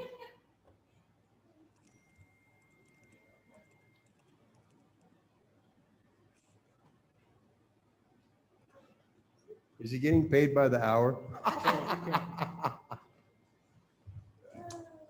I don't want to hold things up, Mr. Mayor. The question could wait if you want to move on. Yeah, well, I happen to know that the original bones of this were inspired by a Truckee ordinance. I think that, and I believe they have some experience there that led them there. But Rico can say more when he's back on the line. I believe. And that- I have a couple of questions for when he gets back on, but I can also wait until after public comment as well.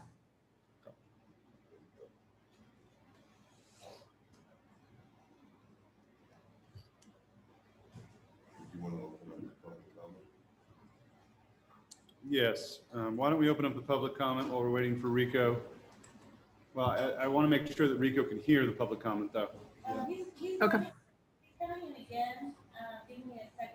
So I think we should probably wait for Rico another minute. Mr. Mayor, don't we have to go through some ritual in terms of how we do this public hearing? Yeah, I think we're following the procedure. No, we're making a motion to adopt this resolution. No, it is a public hearing.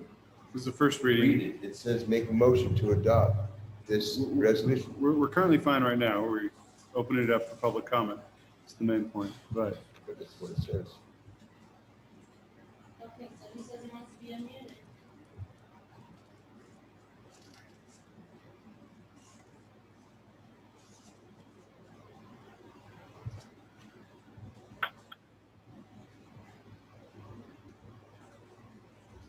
Hi, this is Christina Demure. I think the host unmuted me. Oh, sorry about that. I thought your number was Rico's. Oh, okay. No worries. I'll go back on mute. I mean, procedurally, colleagues, on page 13, there is a suggested motion. We're not passing a resolution tonight. We're doing a first reading, if I understand the staff recommendation. That's correct. Can everyone hear me okay now? Yes. Well Okay. enough. Yes, thank you, Rico. I'm sorry, I could not unmute myself. So the last question we had for you, Rico, was what was the inspiration source of this originally, or was it a homegrown item? I mentioned that it was from Truckee originally, as far as inspiration goes, but could you fill us in more on the history of this ordinance? Yeah, thank you. So what I did is to develop this ordinance, I did what any planner that you want to hire would do, which is I spoke with other planners and said, hey, who's got the best short-term rental ordinance out there? And then I found it, and then I looked around, and I looked around at a whole bunch of others, and I said, yep, this is the best one that's out there. And so I can't take credit for it. What I did find is in my research on it, I did find that a lot of the other short-term rental ordinances were evolving similarly, and that this one that we sort of inherited from Truckee was the latest iteration of that evolution. And it just, for me, hit all the right buttons, particularly for, given that Truckee seemed to have similar concerns with regard to fire safety as we do in this community.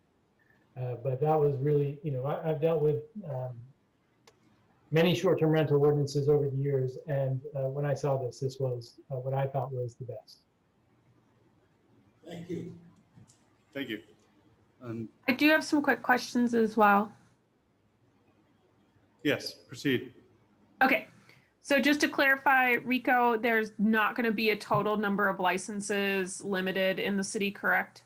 There is no proposed cap at this point. The intent is for the registry to inform us so that we can watch it in real time, and if we feel that it is going to be a problem, that the council can then move to implement a cap at that time.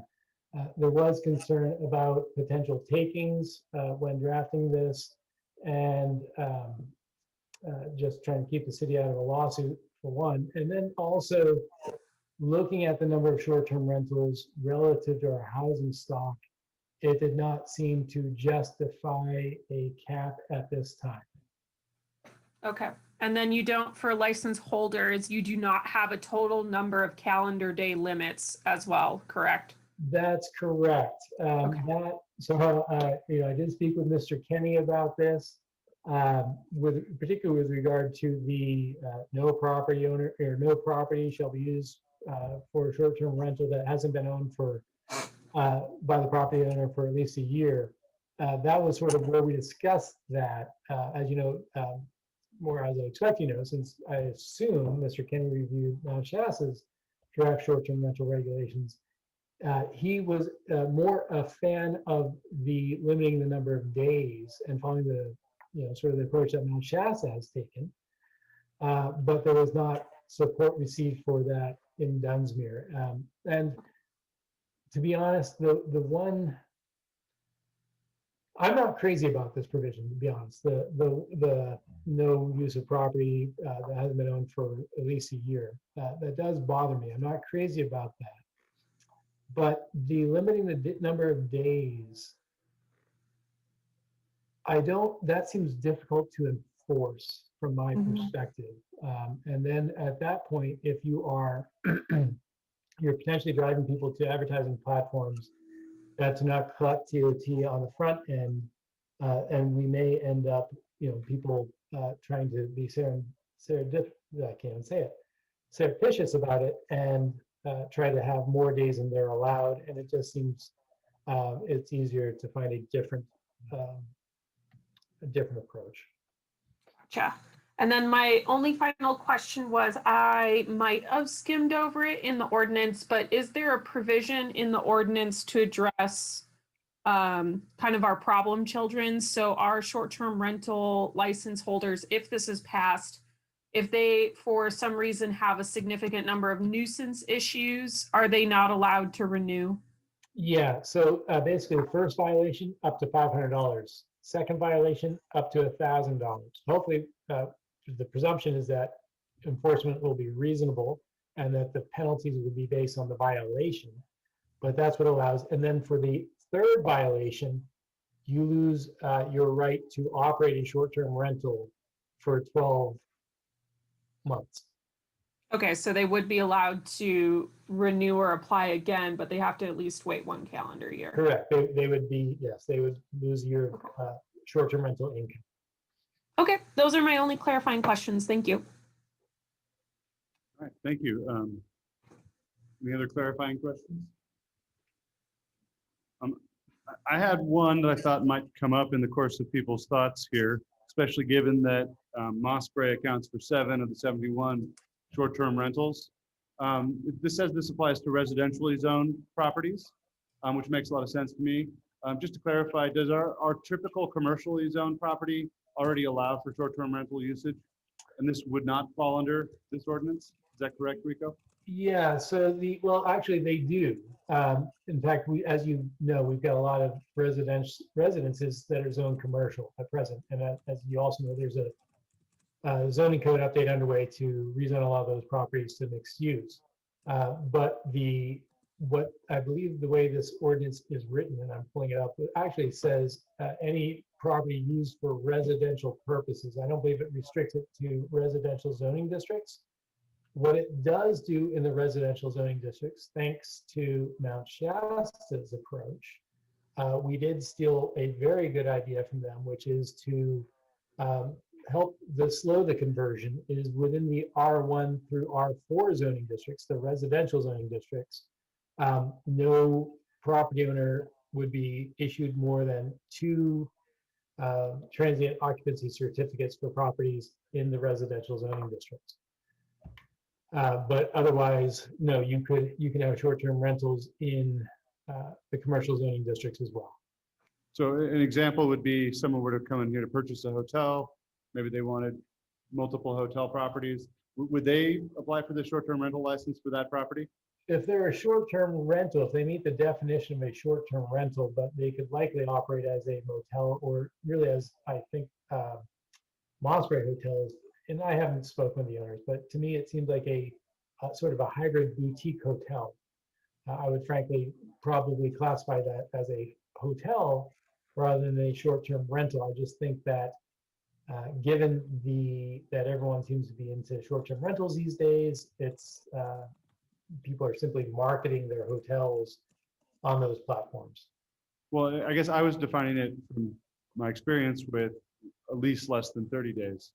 Is that, I guess it's more specific? Are we defining it as, I mean, do we have I believe there is a definition in the ordinance. But. Yeah, I'll read it for you.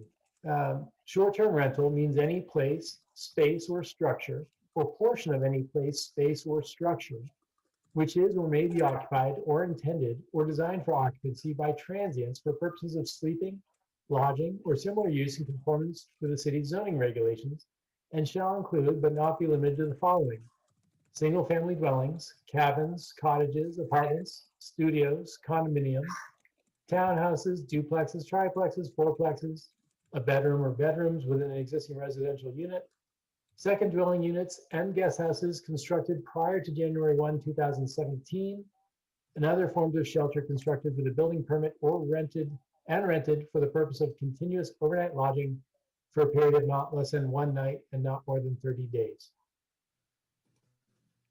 All right, thank you so much.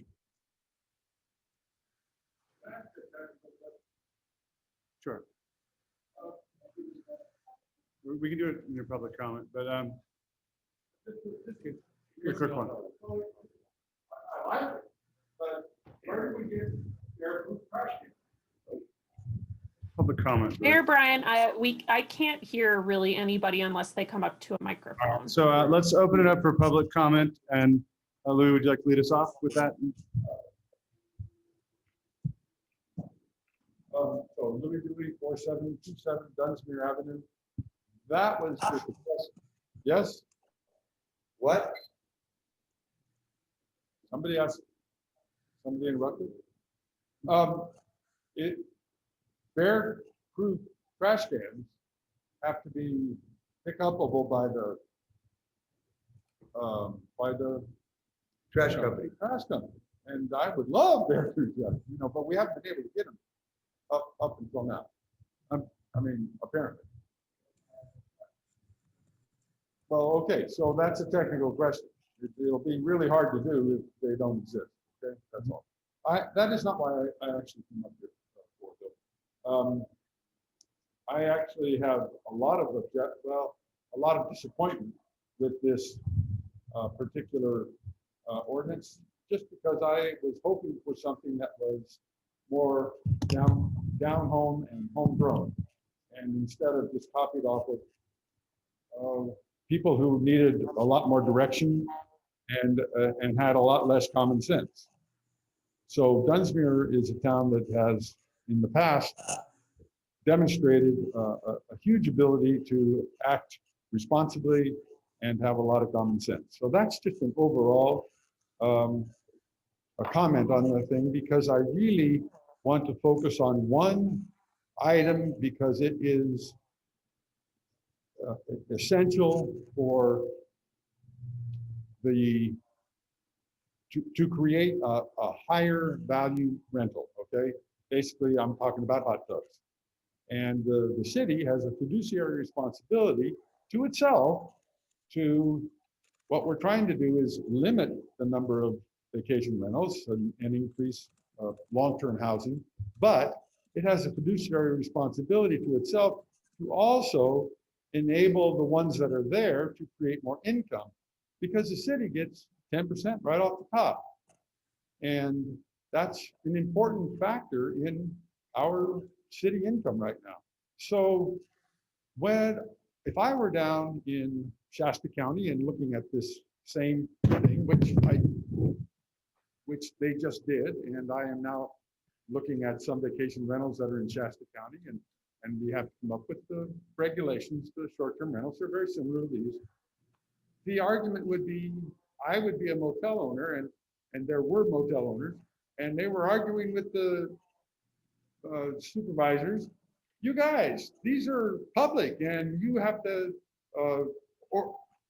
regulate pools and spas just like you do for motels. And the guys that are sitting in your place and the planner said, no, we don't. There are already rules for houses and people who have houses who have to have their pools conform to rules for houses. If you have to conform to rules for public swimming pools, to have a spa, to have anything with water in it, you are basically saying you cannot have one. That is the county's position. And so there is a section in this ordinance that says that you approve to have the county come and inspect for environmental health. And that just means pools and spas. The county doesn't have a choice. Their position is if you have a pool or spa and you're in a house, then it has to conform to all the commercial requirements. And that means you cannot have one. It's preclusive. That's why they have those rules for public schools and spas. So I am really just talking about, okay, go through the process, but that one little chapter in there are already rules that govern what your house can have in terms of a pool and a spa to make it safe, and just use those rules that already exist and do not have a special rule that the county comes in and decides whether it should be cleared and operating. But the county will not let it operate. That's my one issue. Thank you, guys. Thank you. I gotta go home. I turned into a pumpkin. All right, is there any other public comment? Get two up there.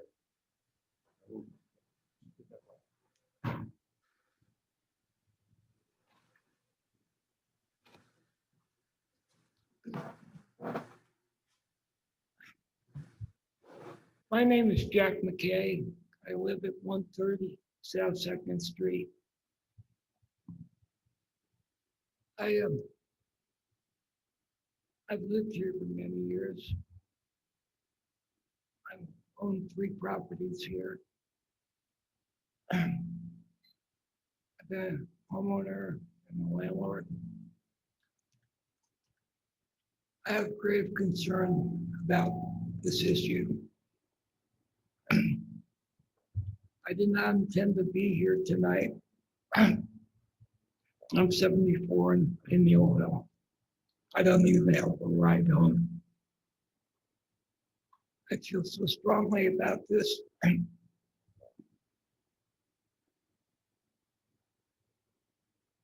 study it. I know this is about the city of Dunsmuir. I live in what's referred as Dunsmuir, but it's technically the county. 100 feet or so south of the city line. I live at the corner of South Second and Marion, in the northeast corner. Next door to me, there was a house. For many decades, we've had this house for over 30 years. We're good neighbors. And through and people that living there on public assistance, good neighbors. I guess because the houses started as fire in the laundry room, people lost their house. Grandmother and grandson took a year to fix. New owner, speculator, moved in. Within months, started a fire in the backyard. I won't go into all the detail, but it resulted in 4 agencies being there: CAL FIRE, CHP, Dunsmuir Fire, and last but not least, the County Sheriff's Department. Could have set the whole neighborhood on fire. Just a few months prior to that, the entire town, you know the story, we were preparing for evacuation.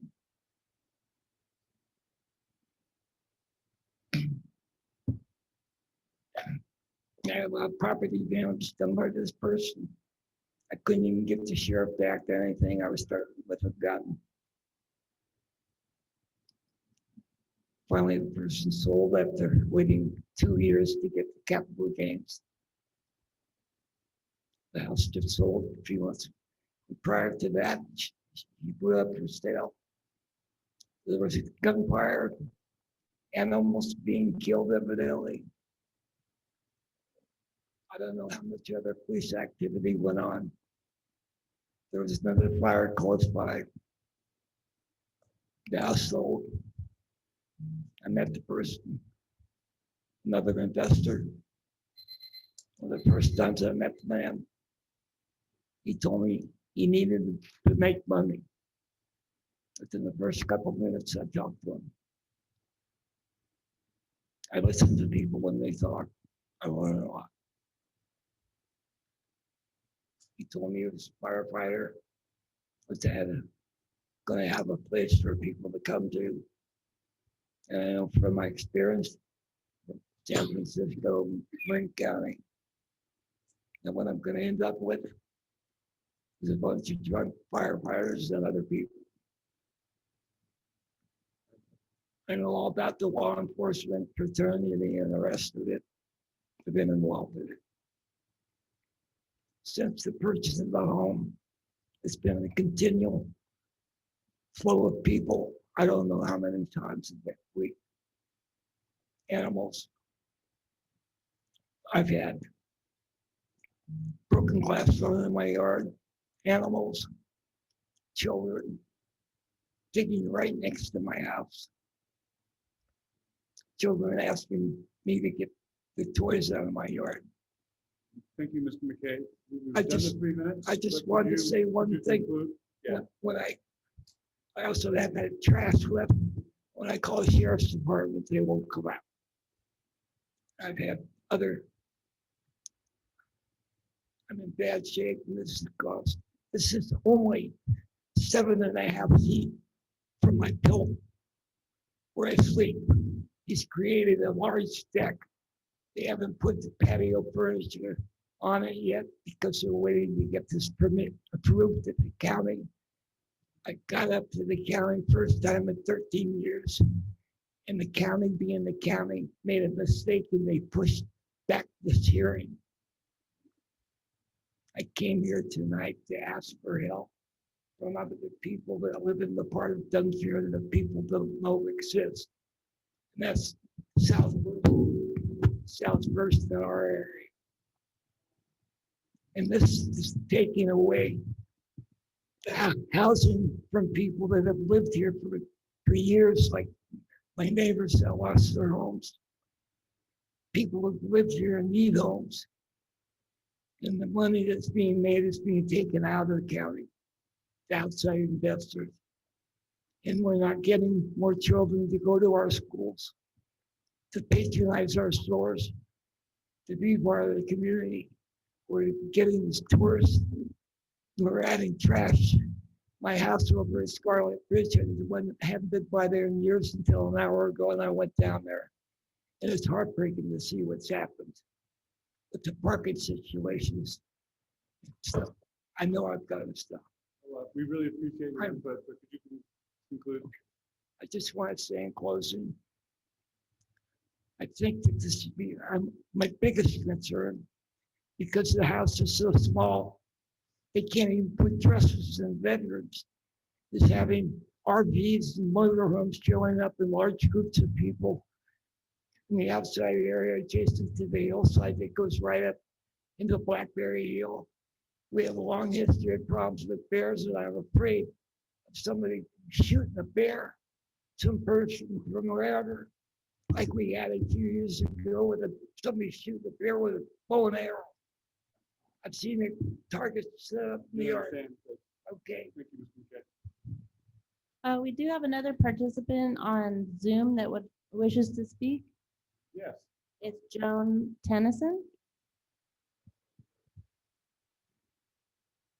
Ms. Jones?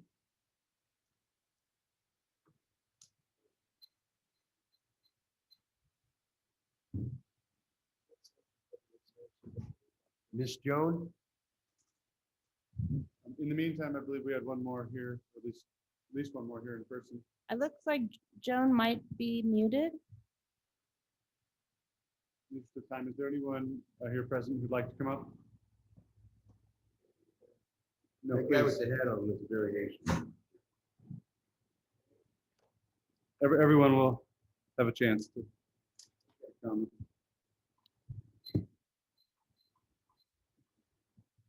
Again, I'm Dwight Bailey, 5906 Castle Avenue. I'm also on the planning commission there that sent you this plan.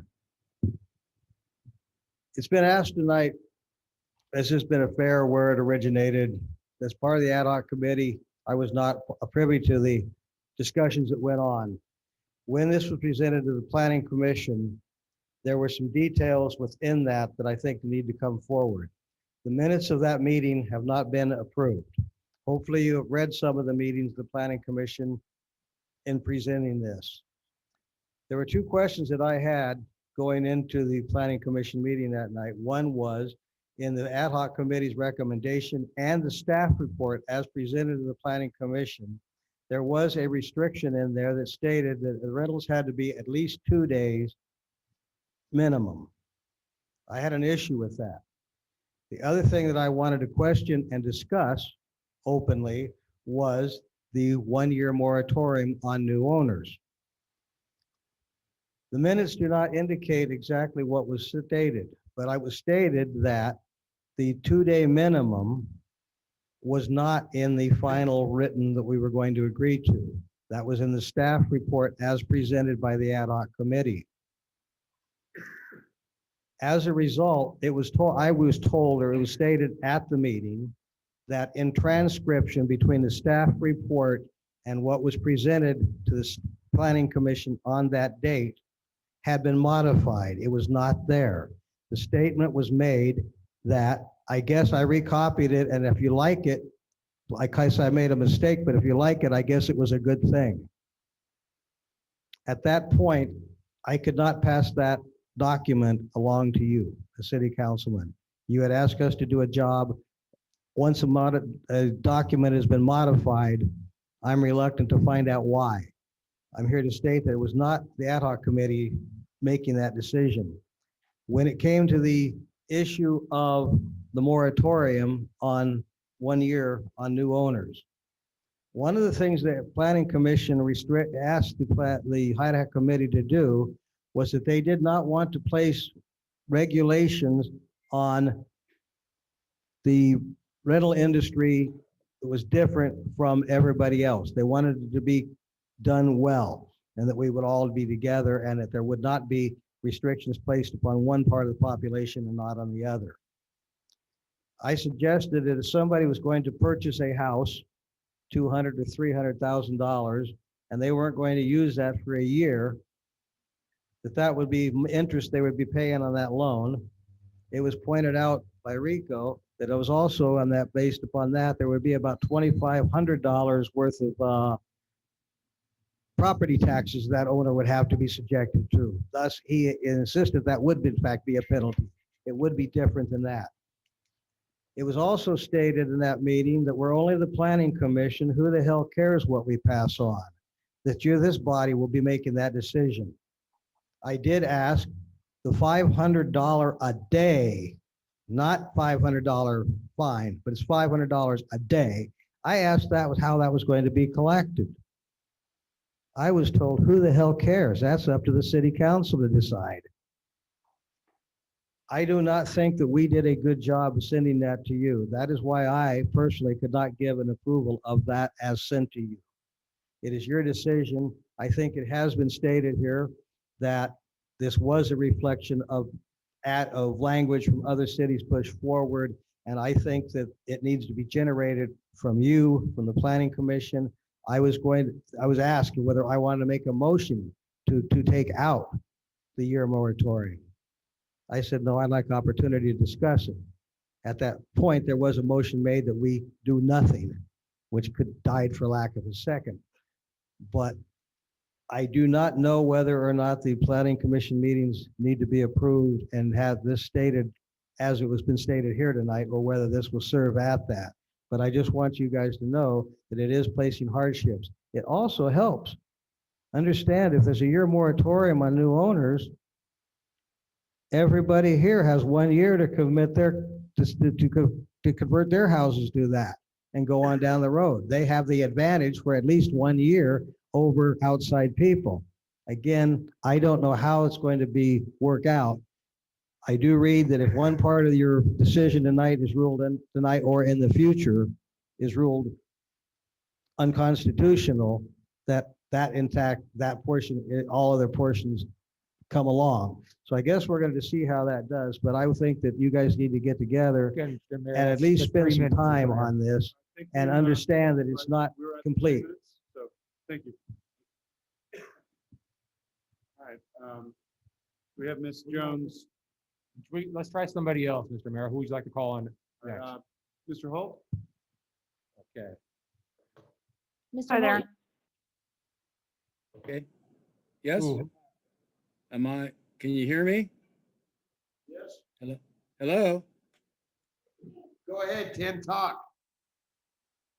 Okay, hi there. I just have one question after reading the ordinance that I'm not clear on. If somebody like Rico could clarify it, it says a maximum of 2 transient occupancy certificates would be issued to any property owner for short-term rentals in residential zones. So I'm not clear on that. Does that somehow limit the number of transient permits, transient occupancy certificates that can be issued in a given area? Is this somehow limiting, those? I'm not clear on that. If somebody could clarify that. Thank you. All right, thank you, Mr. Holt. Would you like me to answer that? Briefly. Yeah, so what that provision does, Tim, is that it basically says, hey, companies that are looking to buy up residential neighborhoods in Dunsmuir, don't, because you can basically have a maximum of 2 properties registered to you within the residential zoning districts. That's really what that comes down to. It doesn't limit the number of properties in the residential zoning districts, just how many any single property owner can be operating within the residential zoning districts. Okay, thank you. That clarifies it. Appreciate it. All right, thank you.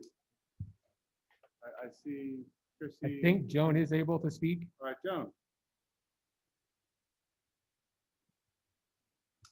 Maybe she muted herself again. Here, I'm here. Can you guys hear me? Go ahead, Joan. We can hear you. Okay. All right, Joan Tennyson, 4125 Grover Street. And I have 3 questions based on reading the details.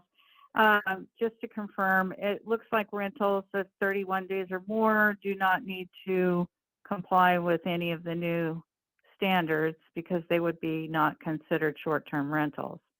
And that's my understanding of this. Correct me if I'm wrong. Second question, I wanted to know which zoning districts require off-street parking. I didn't see an answer to that in the documentation. And then third question, I wanted to just see, has the city identified all of the at-risk Airbnb revenue that might go away as a result of this? How much is that revenue to the city? And are there city services that are going to have to be cut as a result of losing all this revenue?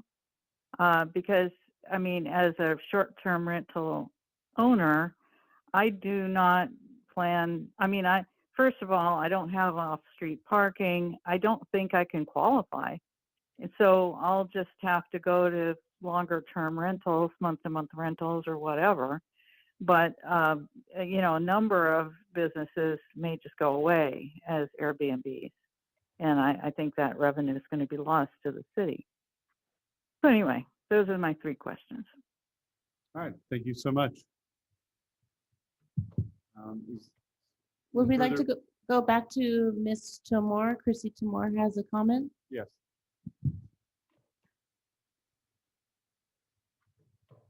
Can you hear me? Go ahead. Yes. Okay, great. Well, so in general, I strongly support this ordinance. I just moved here a year ago for full transparency, and I experienced firsthand, living in Santa Cruz for 10 years, how the ungoverned growth of short-term rentals negatively impacted the housing landscape. By the time I left, the rent had more than doubled where we were staying, and it just was no longer affordable for us to stay there. And it was mainly due to the growth in short-term rentals. Everywhere we turned, everybody, our friends and family were getting pushed out so new owners could turn their newly purchased investments into short-term rentals. So I saw firsthand how this can totally, upend a lot of people's lives who are very invested in the community. So I think it's important to get out ahead of this and apply some, in my opinion, very reasonable restrictions on short-term rentals. I think it's fair to regulate these rentals because while they're allowed to be located in any zoning district in the town, they function very similar to hotel rooms, but they don't have to pay nearly as much taxes. They don't have the oversight and accountability. And it also will help to curb the loss of housing, which also already seems to be an issue in this town. Having locals who invest in the community and who are accountable to their neighbors, I think is better in the long term. And it's no secret Dunsmuir's been discovered. We found it. Other people are. We had somebody drive by our house the other day saying they were looking for a short, an investment property for short-term rentals, and that we hear about it every day. And we also hear about how locals are finding it harder and harder to find affordable housing. So I don't think we're any different than, some of these other very pleasant tourism-based towns. And I think, we're at this crossroads, and, we have to, really come to terms with what's going to happen. And I would like to see us get creative and be brave and try to solve our housing issues in a way that's equitable and sustainable and considers the locals that we want to integrate and invest in this community. I understand the concern about parking, not having on-site parking. And one idea we were just tossing around was, maybe there's some allowance for existing Airbnbs to have the ability to continue without on-site parking if they contributed to some sort of a fee, and then that could become like a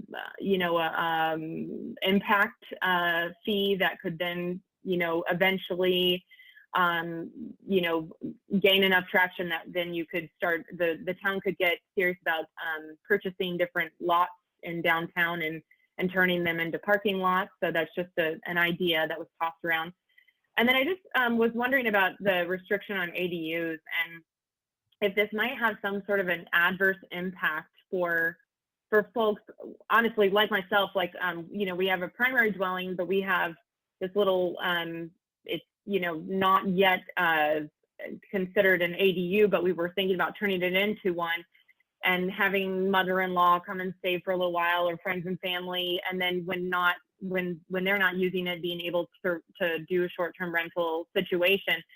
I feel like it's different in that we're living on site, and then we're trying to generate a little extra income. And I think about sorry. You're at your 3 minutes, but if you'd like to conclude. Oh, okay. Yeah, to conclude, just maybe I don't know if there would be an adverse impact to people who are trying to. There's an affordability factor if you have an extra ADU on site, that you might be able to make a little supplemental income to pay for your mortgage.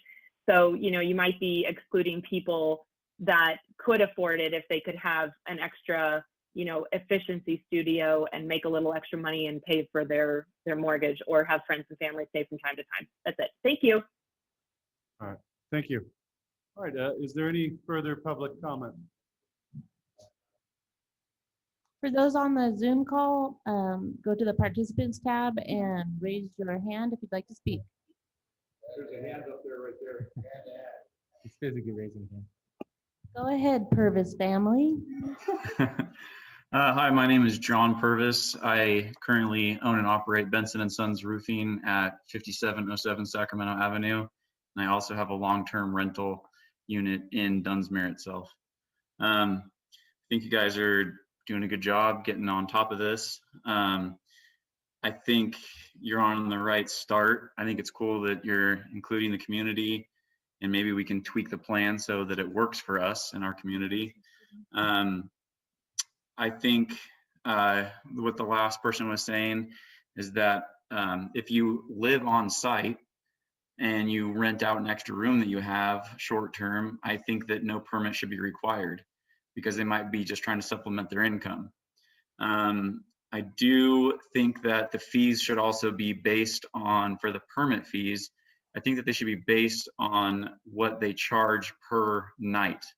So maybe someone that charges $100 a night might pay $1,000 a year for a permit. And someone who pays $300 a night might pay a little bit more in a year. Another thing that I was thinking about is if defining the STR better, as far as if you only want to short-term rent your house for, I know some communities allow like 90 days of short-term rental a year without having to get the permit. That way, if it's someone that is maybe going on a trip or has to take care of a family member and needs to rent their house out for a few months, they can do that to subsidize their income. Another thing that I had thought about was maybe to help with the trash issue is mandate that if you get the permit, you also have to pay for an extra can, so that if you have a short-term rental, and it maybe you could, because I know some of these on VRBO and Airbnb, it says sleeps 4 or more people, or 6 people, or 8 people. So maybe if it sleeps more than 4 people, then they're required to have an additional trash can. And let's see. I think that's it. I think you guys are on to the right thing. And I think the nice thing about this is that in the future, if it impacts our community even worse, you could go to adopting a limitation, although I'm not really for that. But I know some communities do, where if you have a short-term rental, you cannot have one within 100-yard radius or 100-foot radius around it. So I don't really agree with that, because it's not fair that I could have one, but the new guy that buys a house next door can't rent his house out. But I know that I think Ben does that. And then I just was curious of what the fees would be if you guys hadn't decided that yet. I think that's it for me. All right, thank you so much. Is there any further public comment? We get one public comment. This, you hear this? You want to speak?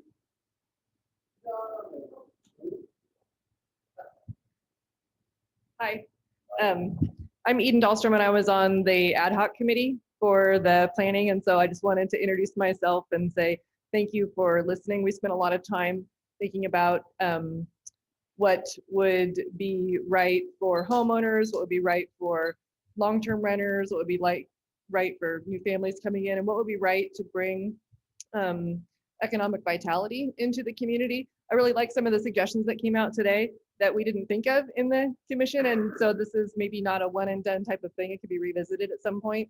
I also wanted to be the face of the community member who uses their on-site Airbnb as an entrepreneurial activity. It allows me to do things in Dunsmuir that I wouldn't otherwise do. I spend more money in the community rather than going to Costco. I'll buy groceries at the little grocery store here, and they're a little bit more expensive, but it's okay. I don't think about that anymore. I also have a book, and I know a lot of other Airbnb hosts have books in their house that say, hey, what restaurants to go to and what things to do in the community. And so I see my renters at the brewery and at the Wheelhouse and at all of the businesses that you all own and help support the community. So I think that it's good to hear everybody's comments. There's definitely diverse perspectives here, and I appreciate your time and consideration in taking this new ordinance into account. Thank you so much.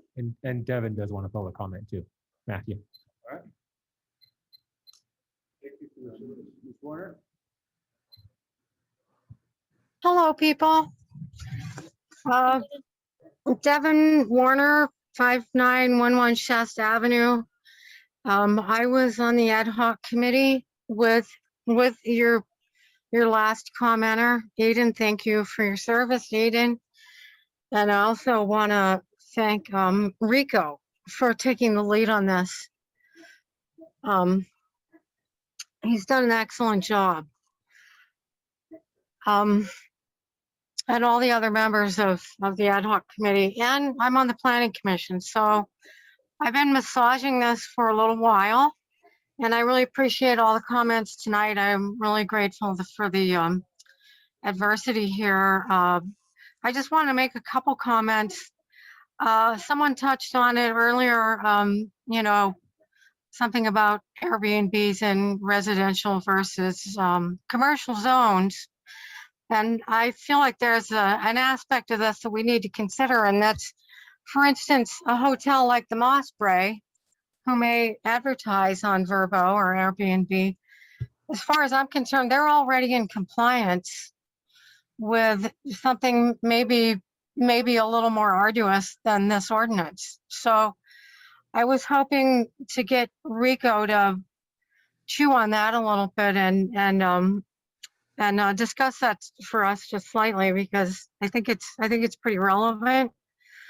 And then I also wanted to comment on the economic impacts of this. I think it's crucial that we do have good Airbnb income, but I also feel like if we have too many, it's driving the price down for nightly rooms. I know there's one here in town that charges $50 a night, and that's pretty hard on places like the Mossbury and motels who are compliant already. And so, just as a point of background, you probably all know we're all driven by the housing shortage, and we wanted to disincentivize converting a residential property into a commercial enterprise. So on the other hand, we're not going to outlaw Airbnb because the income is good. We just want the growth to be controlled. So that's kind of the impetus. No one wants to live in Fisherman's Wharf, and I think we've hit on something that really satisfies all the issues, and that is, public safety, nuisance, and also just regulating commercial activity in a way that's fair to everybody and reaps us some tax benefits. So I just wanted to offer to answer questions if you guys want. As I said, we've been massaging this for a while, and I'm really happy with the feedback that I'm getting from just ordinary people that discuss this with me. So thank you, council, for considering this, and it's now in your able hands to massage more. I think we did discuss the possibility of some kind of a carve out for people that just want to supplement their mortgage, and I think we should encourage that and support that. But my question has always been, how do you get people to prove that? What's a simple way to do that that's not administratively You're at your expensive? 3 minutes, but if you want to conclude. Right. Okay. So I just wanted to put that out there for you guys to work on and massage, because I think it's a valid point, and I would have liked to have seen that included in this ordinance. So thank you. Thank you. All right, are there any other public comments this evening? Blake, are you able to check the Not chat? Seeing any? I think I'm now going to, you see any, Blake? Nothing in the chat, except, Chrissy has a comment, but that's neither here nor there. Oh, well, let's close public comment. No, this would be a part of public comment. Yeah, so we have from, just read the first 3 minutes of it. We have from Edward Stanton: greetings, councilors. I'm unable to attend tonight's meeting, so I'm submitting my comments by email regarding the proposed short-term rental ordinance. I am a renter and a resident of Dunsmuir, recently relocated from the Bay Area like many Dunsmuir residents. However, I have been working in Siskiyou County for 13 years, creating and securing natural resource jobs, and I lived in Wairika for several years when I was district administrator for the Shasta Valley Resource Conservation District. I worked with some of you directly during that time. All of your residents and businesses have directly benefited from my professional efforts in the county. So I am not writing as an outsider or naive transplant. I also write as someone who has conducted complex real estate transactions for more than 20 years, so I am not expressing a novice opinion about property values and property rights. I am currently in the market to purchase a home. I chose to rent while I explore my options, and I chose to rent in Dunsmuir because it was among my top choices of where to purchase and reside. Then I read the short-term rental ordinance proposal, and Dunsmuir is no longer in consideration. I have no interest in living in an elitist, gated community where certain homeowners have more rights than others. The ordinance is flawed on many fronts and should be abandoned. This is my NIMBYism, plain and simple. I will start with the premise of the ordinance as stated in the preamble. How is it possible that a city and county that have been declining in population for decades to have a housing shortage? I see no new home construction in the community, clearly signifying there is no significant demand for new housing. This premise is not backed up with facts or simple logic. Any short-term problem with supply will correct itself through market dynamics. Be patient. If you truly perceive a housing shortage, then pass legislation that encourages home building. The last thing you should be debating is an ordinance that stifles a homeowner's ability to generate revenue in an impoverished county with one of the state's highest unemployment rates. Strike this preamble. The other premise, that this ordinance somehow relates to wildfire safety, is an opportunistic straw man argument, a non sequitur, entirely disingenuous. Wildfire risk is extreme for Dunsmuir, no doubt about it, but vacationers are your community's financial lifeblood and openly accept that risk when arriving here, just as we all do when we live here. Many of us in the community are working hard to reduce Dunsmuir's risk from wildfire. This ordinance does not reduce Dunsmuir's risk from wildfire. This ordinance does nothing to reduce the community's risk. Enacting an ordinance that reduces revenue for your community is more likely to increase your community's risk from wildfire. If the real issue is noise, will you next propose taking away property rights for households with children and dogs? If health concerns are an issue, why isn't the city proposing to inspect chlorine and bacteria? All right. Unfortunately, that's all of Edward Stanton we will be hearing tonight.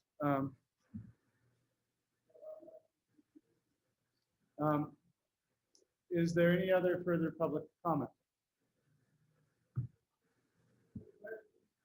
Any other further public comment at this time from an individual who's not made public comment before?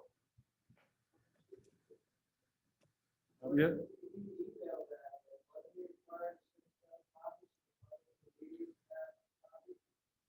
Again, if someone's talking in the audience, I cannot hear them. No, I'm going to, if there's no further public comment on this item from anybody who's not commented before, I'm going to close the public comment period. Is there any on Zoom? I see nothing. All right. I will now close the public comment period and the public hearing. So Rico, would you like to respond to anything that was said for clarification? Is there anything that the council would like me to respond to? Yeah, I want to talk about the pools that Louis was talking about. Sure, sure. With regard to swimming pools, and I apologize, I don't remember trying to remember the name of the federal law. It was the Baker, it was the something Baker Act. It was basically James Baker, I'm sure you all know James Baker. His niece drowned in a pool when she was stuck to the drain. Can everyone hear me okay? It's okay. Yes. Okay. I saw Councilmember Arth motioning. I just can't tell if he was frustrated with the audio. So anyway, James Baker's granddaughter died in a swimming pool. Sadly, she was stuck to the drain and drowned. And shortly after that, there was another young girl who became stuck on a drain and had her intestines sucked out through her anus. Those two incidents generated this legislation that requires all pools and spas to have, and this legislation came about, I think in I think it was the late 90s or early 2000s, or maybe not even that long ago. It wasn't very long ago. Basically, it was the type of thing where a lot of what was apparent from discussing this with the county is that there's a lot of these hot tubs and pools out there that are non-compliant. When I discussed this with the city attorney about whether or not, because Louis Dewey was involved in the ad hoc committee process and had commented that the county was misinterpreting these laws and overreaching their authority. And I had that conversation with them and tried to get some clarification because I certainly didn't want to subject anyone to regulations that they're not subject to. When I had this conversation with the city attorney, his perspective was these are matters of public health and safety. If you're not obligated to inspect them, what is the hazard in inspecting them to make sure that the public is safe? And that's largely where this landed, which is, from what I got from the county, they very much believe that any public pools or hot tubs, again, these are just facilities that are made available for use by the guests. If you have a hot tub and you want to rent out your home as a short-term rental, but you do not make the hot tub accessible to your guests, it's not a public facility. You can go on, continue using your hot tub as long as you want. It doesn't need to be inspected, that's fine. But if you're going to make it available to the public, it is the county's perspective, County Environmental Health Department's perspective, that they are subject to inspection.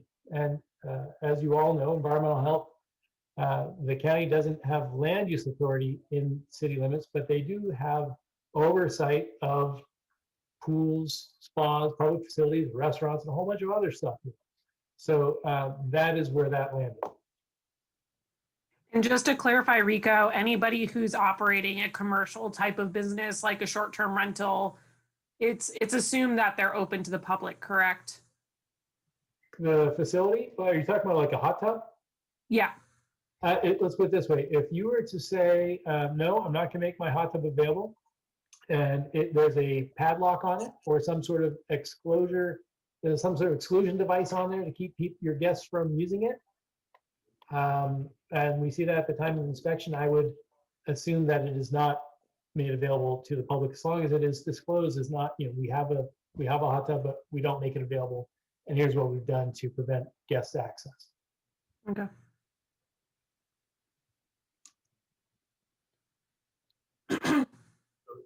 In summation, legally, would it be possible to loosen that restriction? Or would we be in murky waters there? It sounds like just based off of Rico's conversations with the county that regardless if we require it or not, Siskiyou County does have jurisdiction over that aspect of the enterprise. Exactly. So if we remove this and not require the county to do, the county does it on its own. Yeah, that's basically one of the if it happens or not. The difference is that in our requirements for registration, you need to show that you have environmental health inspections when you come in to register with the city. So again, if the county, I don't believe that the county would inspect these facilities if we weren't asking them. What's going on with the county is that they have hemorrhaged staff. They don't have many inspectors these days. They're struggling to maintain. So I don't know that they would step into it unless we ask them to. Yeah, here's what I don't get. I was the head of this committee, and I don't remember this. So this got slipped in here like afterwards. What's that? Pools and spas? This pool. Who's there? No, they've been in there the whole entire time. No, and then we had one gentleman say that if we enforce this, that they just won't allow it. So the story with that is that to have a hot tub for a public facility for building code inspections, not for health and safety inspections, but for building code inspections, which they are subject to building code inspections through this process as they are through the county's process. Through building code, these hot tubs they basically need to be, subgrade hot tubs in order to be public facilities. That is why typically hot tubs end up disappearing from short-term rentals because they can't be approved through the building code process. That's my understanding from the county.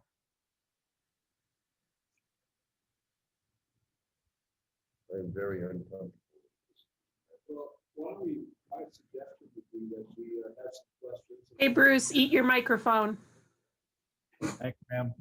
I just think that the whole point of this was to get the questions, and we can take these questions and bring them back and look at it the next time around. And so I look at what we're doing tonight is giving everyone the opportunity to point these out, and we can then digest them in the next 2 weeks and go from there. Okay, I have a couple questions regarding to the 1 year requirement. I guess it goes back to an earlier conversation that Rico presided over. We did a housing workshop well over a year ago. And Rico, could you correct me if I'm wrong, but you said that you estimate as much as 25% of our housing stock to be in second homes. Is that roughly correct? Based on Yeah, it's hard to say. So our vacancy rate has been somewhere between 25 and 30% for the past few decades. We don't know what the story is with these units, right? But the assumption is, given that we've maintained this high level for a while, And the fact that I just look at where the tax bills are sent for a lot of properties, and most of the tax bills that I see are not most. Many of the tax bills that I see are not being sent to residents in Siskiyou County. I believe that many of our vacant homes, our high vacancy rate, are due to the desirability of Dunsmuir as a vacation getaway, and that people have long been doing short-term rentals to offset their mortgage on their second home. So yes, but I wouldn't say that we have, I wouldn't say that we have 25 to 30% of our residential properties in short-term rentals. I would say that we have a vacancy rate of 25 to 30%. Okay, well, thank you. It kind of overlaps, but I guess what I'm thinking is I'm a little bit uncomfortable with an impediment to someone using a property more if the likely alternative is, I understand using it as a deterrent, but that whole year, maybe somebody who would have been open to exploring Airbnb times that they weren't there, they might fall into this habit of just keeping it for the 1 week in a month they're up, when it could be otherwise brought into, further benefit for the whole city. But I do understand it's deterrent. I'd like to hear fellow councilors' thoughts on that dynamic. Well, I've always thought, I'm sorry, I've always thought that our community is suffering from the number of Airbnbs and second homes. But at the same time, I think we're severely limited in what we can do to discourage it. At the last conference of the League of California Cities I was at, I sat in on a conference and it became apparent, and I even asked the question, that large cities have resources that they can use to ameliorate the problem, but small cities like us, it's hard to find a way to comfortably and legally balance the desire for Airbnbs with maintaining a community. And so I'm just looking right now at figuring out ways of solving individual problems, because I don't see any way right now that we can legally restrict without causing problems.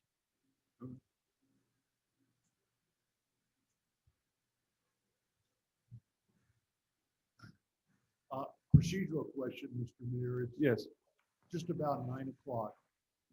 And I'm hoping my colleagues will look favorably on putting the budget issue over to our next meeting.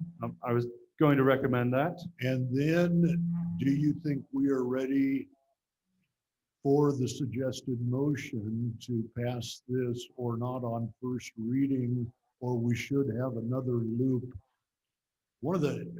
And so everybody understands, I have no dog in this fight. I'm not involved in short-term rentals, nor do I plan to be. But I do think the public comment was very valuable. If I was in the short-term rental game, knowing that short-term rentals return far more money than long-term rentals, I would want to know what the compliance costs are going to be. So for several that commented, there's no fee structure for us to look at. We don't know what a compensatory fee structure would look like for overseeing this ordinance. Should that be something we at least rough out before we pass the law? I don't know. I'm just raising it with the notion, with the notion that we have a fragile housing industry. We have a fragile hotel, motel business cohort, and short-term rentals are going to compete, and they need to compete on a level playing field basis, especially for the hotels and motels. Those are just my thoughts. Okay. Well, as to your first question, I don't think we're ready to move this on. Sounds like there's a number of issues that councilors have that probably need some more resolution.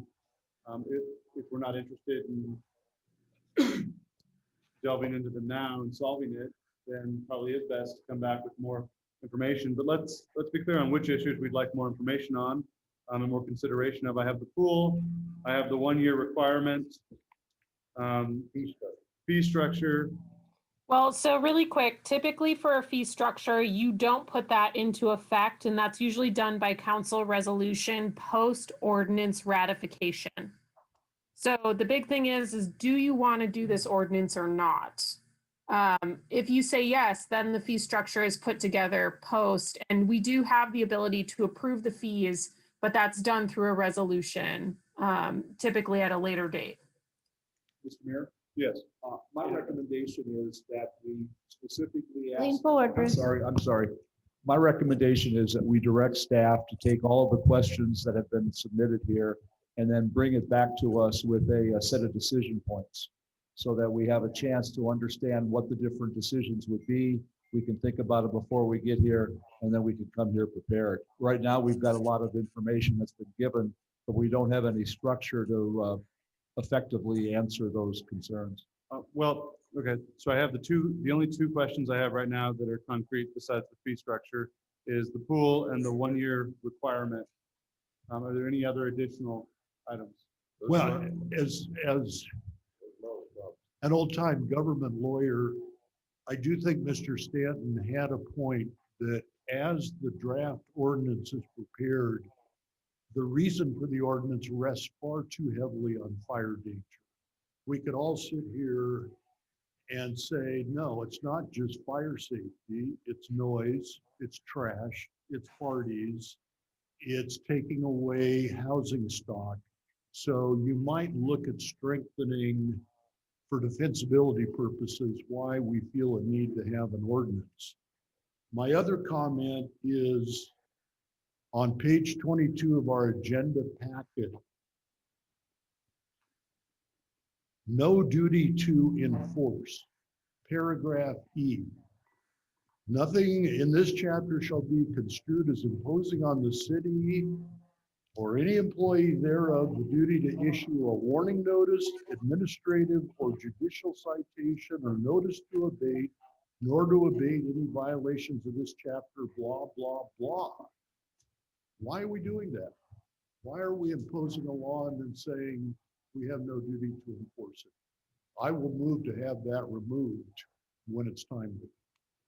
All right, I'll have enforcement as another question, and it's a very serious consideration that may guide what the best elements of the ordinance would be, because we do have a limited ability to enforce a great many of these things.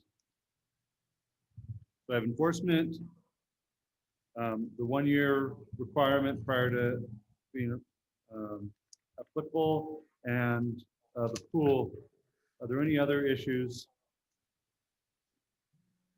Well, I guess I disagree with Juliana. I think there's a high interactivity between the fee structure and the different short-term rentals.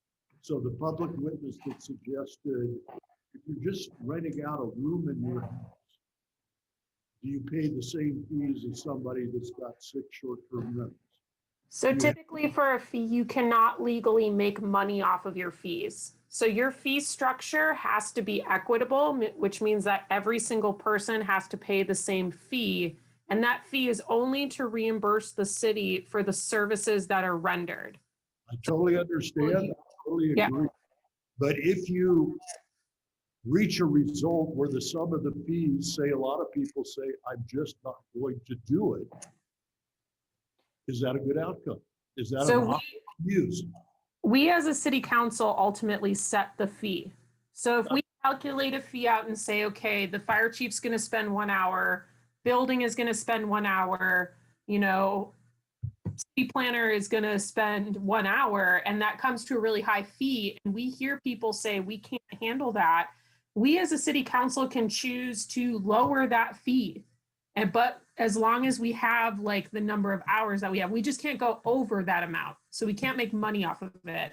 But you could say this is a valuable option for our homeowners, and so we're going to reduce the fee to X number of dollars.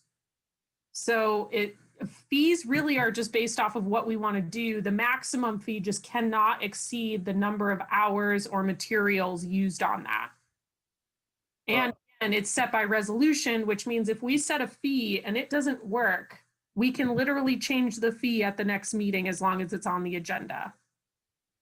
Understood. Thank you. Yeah. So we got the enforcement, 1-year requirement, and the pools. The only other thing I can think of that I'd like some comment on, but I realize it might be vague, would be revenue impacts.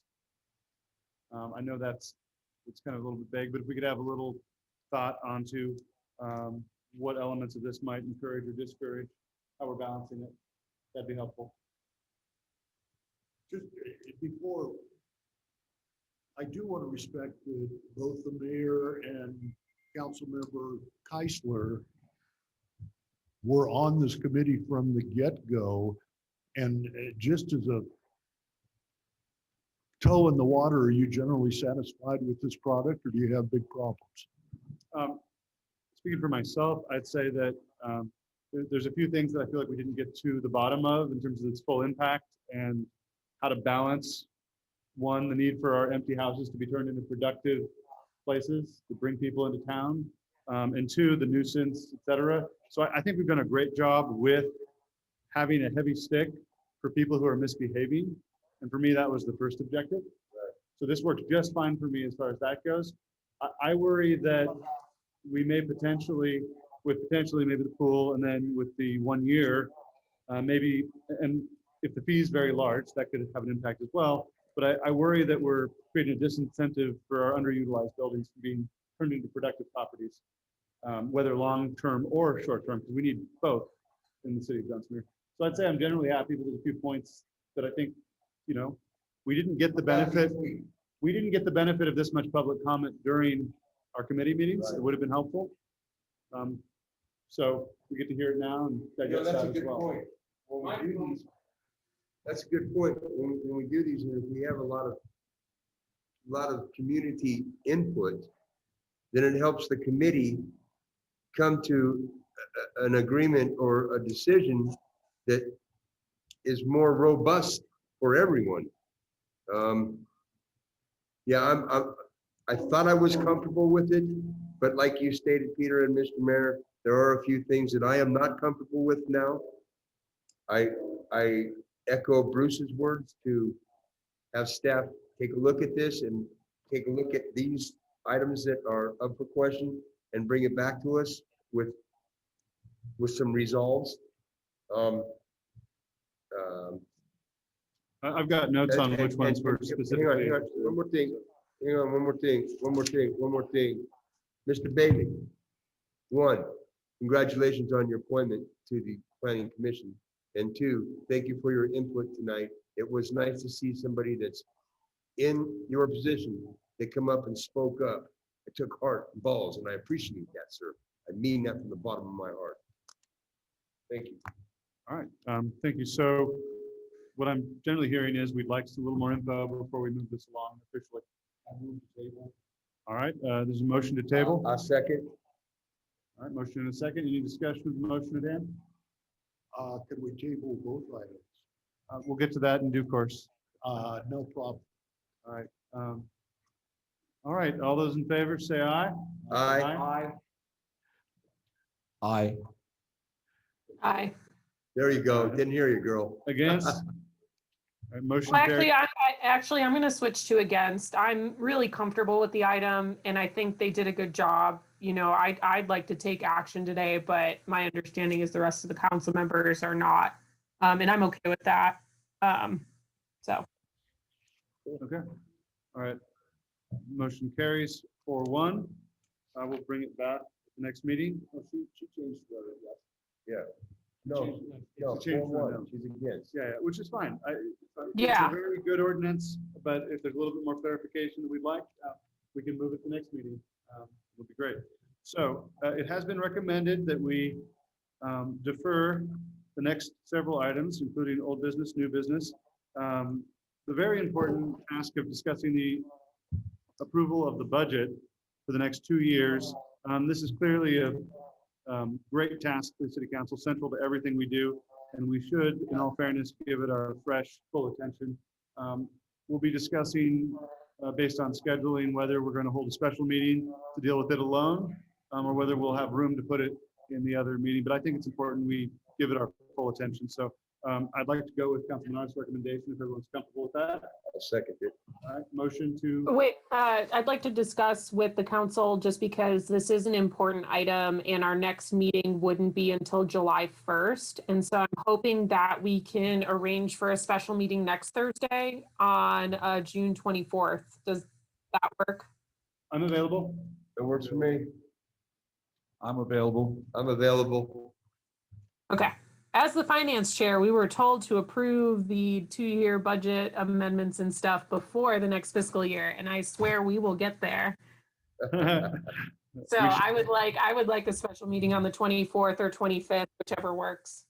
All right, I think that would be an excellent idea, and it won't be all that long. We'll get straight to business with it. I'll second that motion if you want to motion that.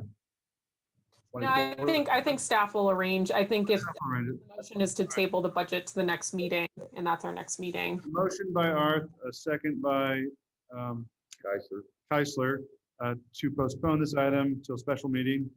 All those in favor say aye. Aye. Aye. Motion carries unanimously.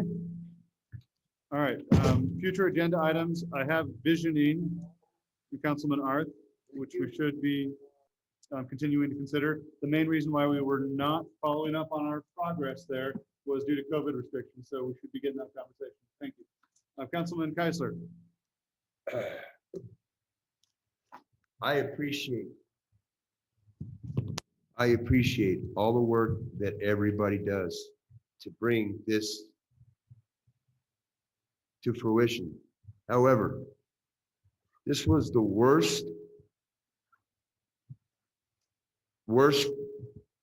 thing I ever heard. I didn't understand maybe 3 words of Rico's entire talk.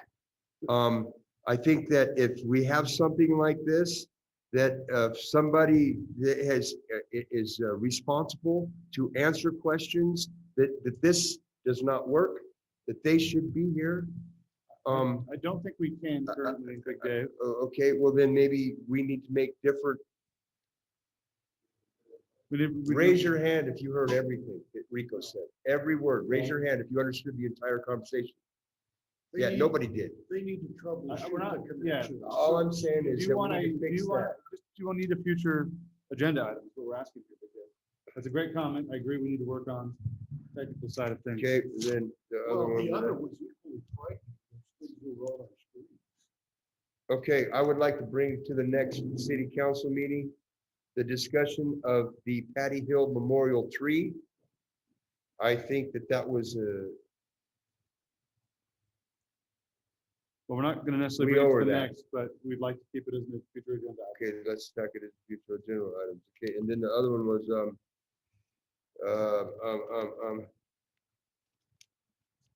I think that the city of Dunsmuir should do something to honor the officer that passed away.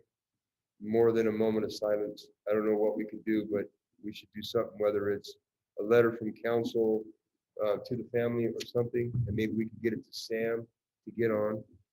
And then I wanted to remember everybody that the airport, Wednesday at 10 a.m. It's a big kind of ceremony where they're breaking ground, and very proud of Bruce and all his efforts out there. So I encourage everybody to be out there at 10 o'clock. That's all I have. Matthew. Yeah. One question, council. Do I have your permission to edit out the hack and what was on the screen? I contacted Elijah and he can edit out. before Yes, running please. it. Thank you. Please. And thank you for doing that. I would make a point of noting that it was, I would make a point of noting you edited that part out. All right, so there's no future agenda items. I will entertain a motion to adjourn.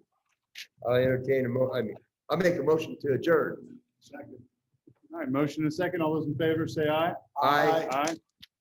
Thank you, everybody. Against?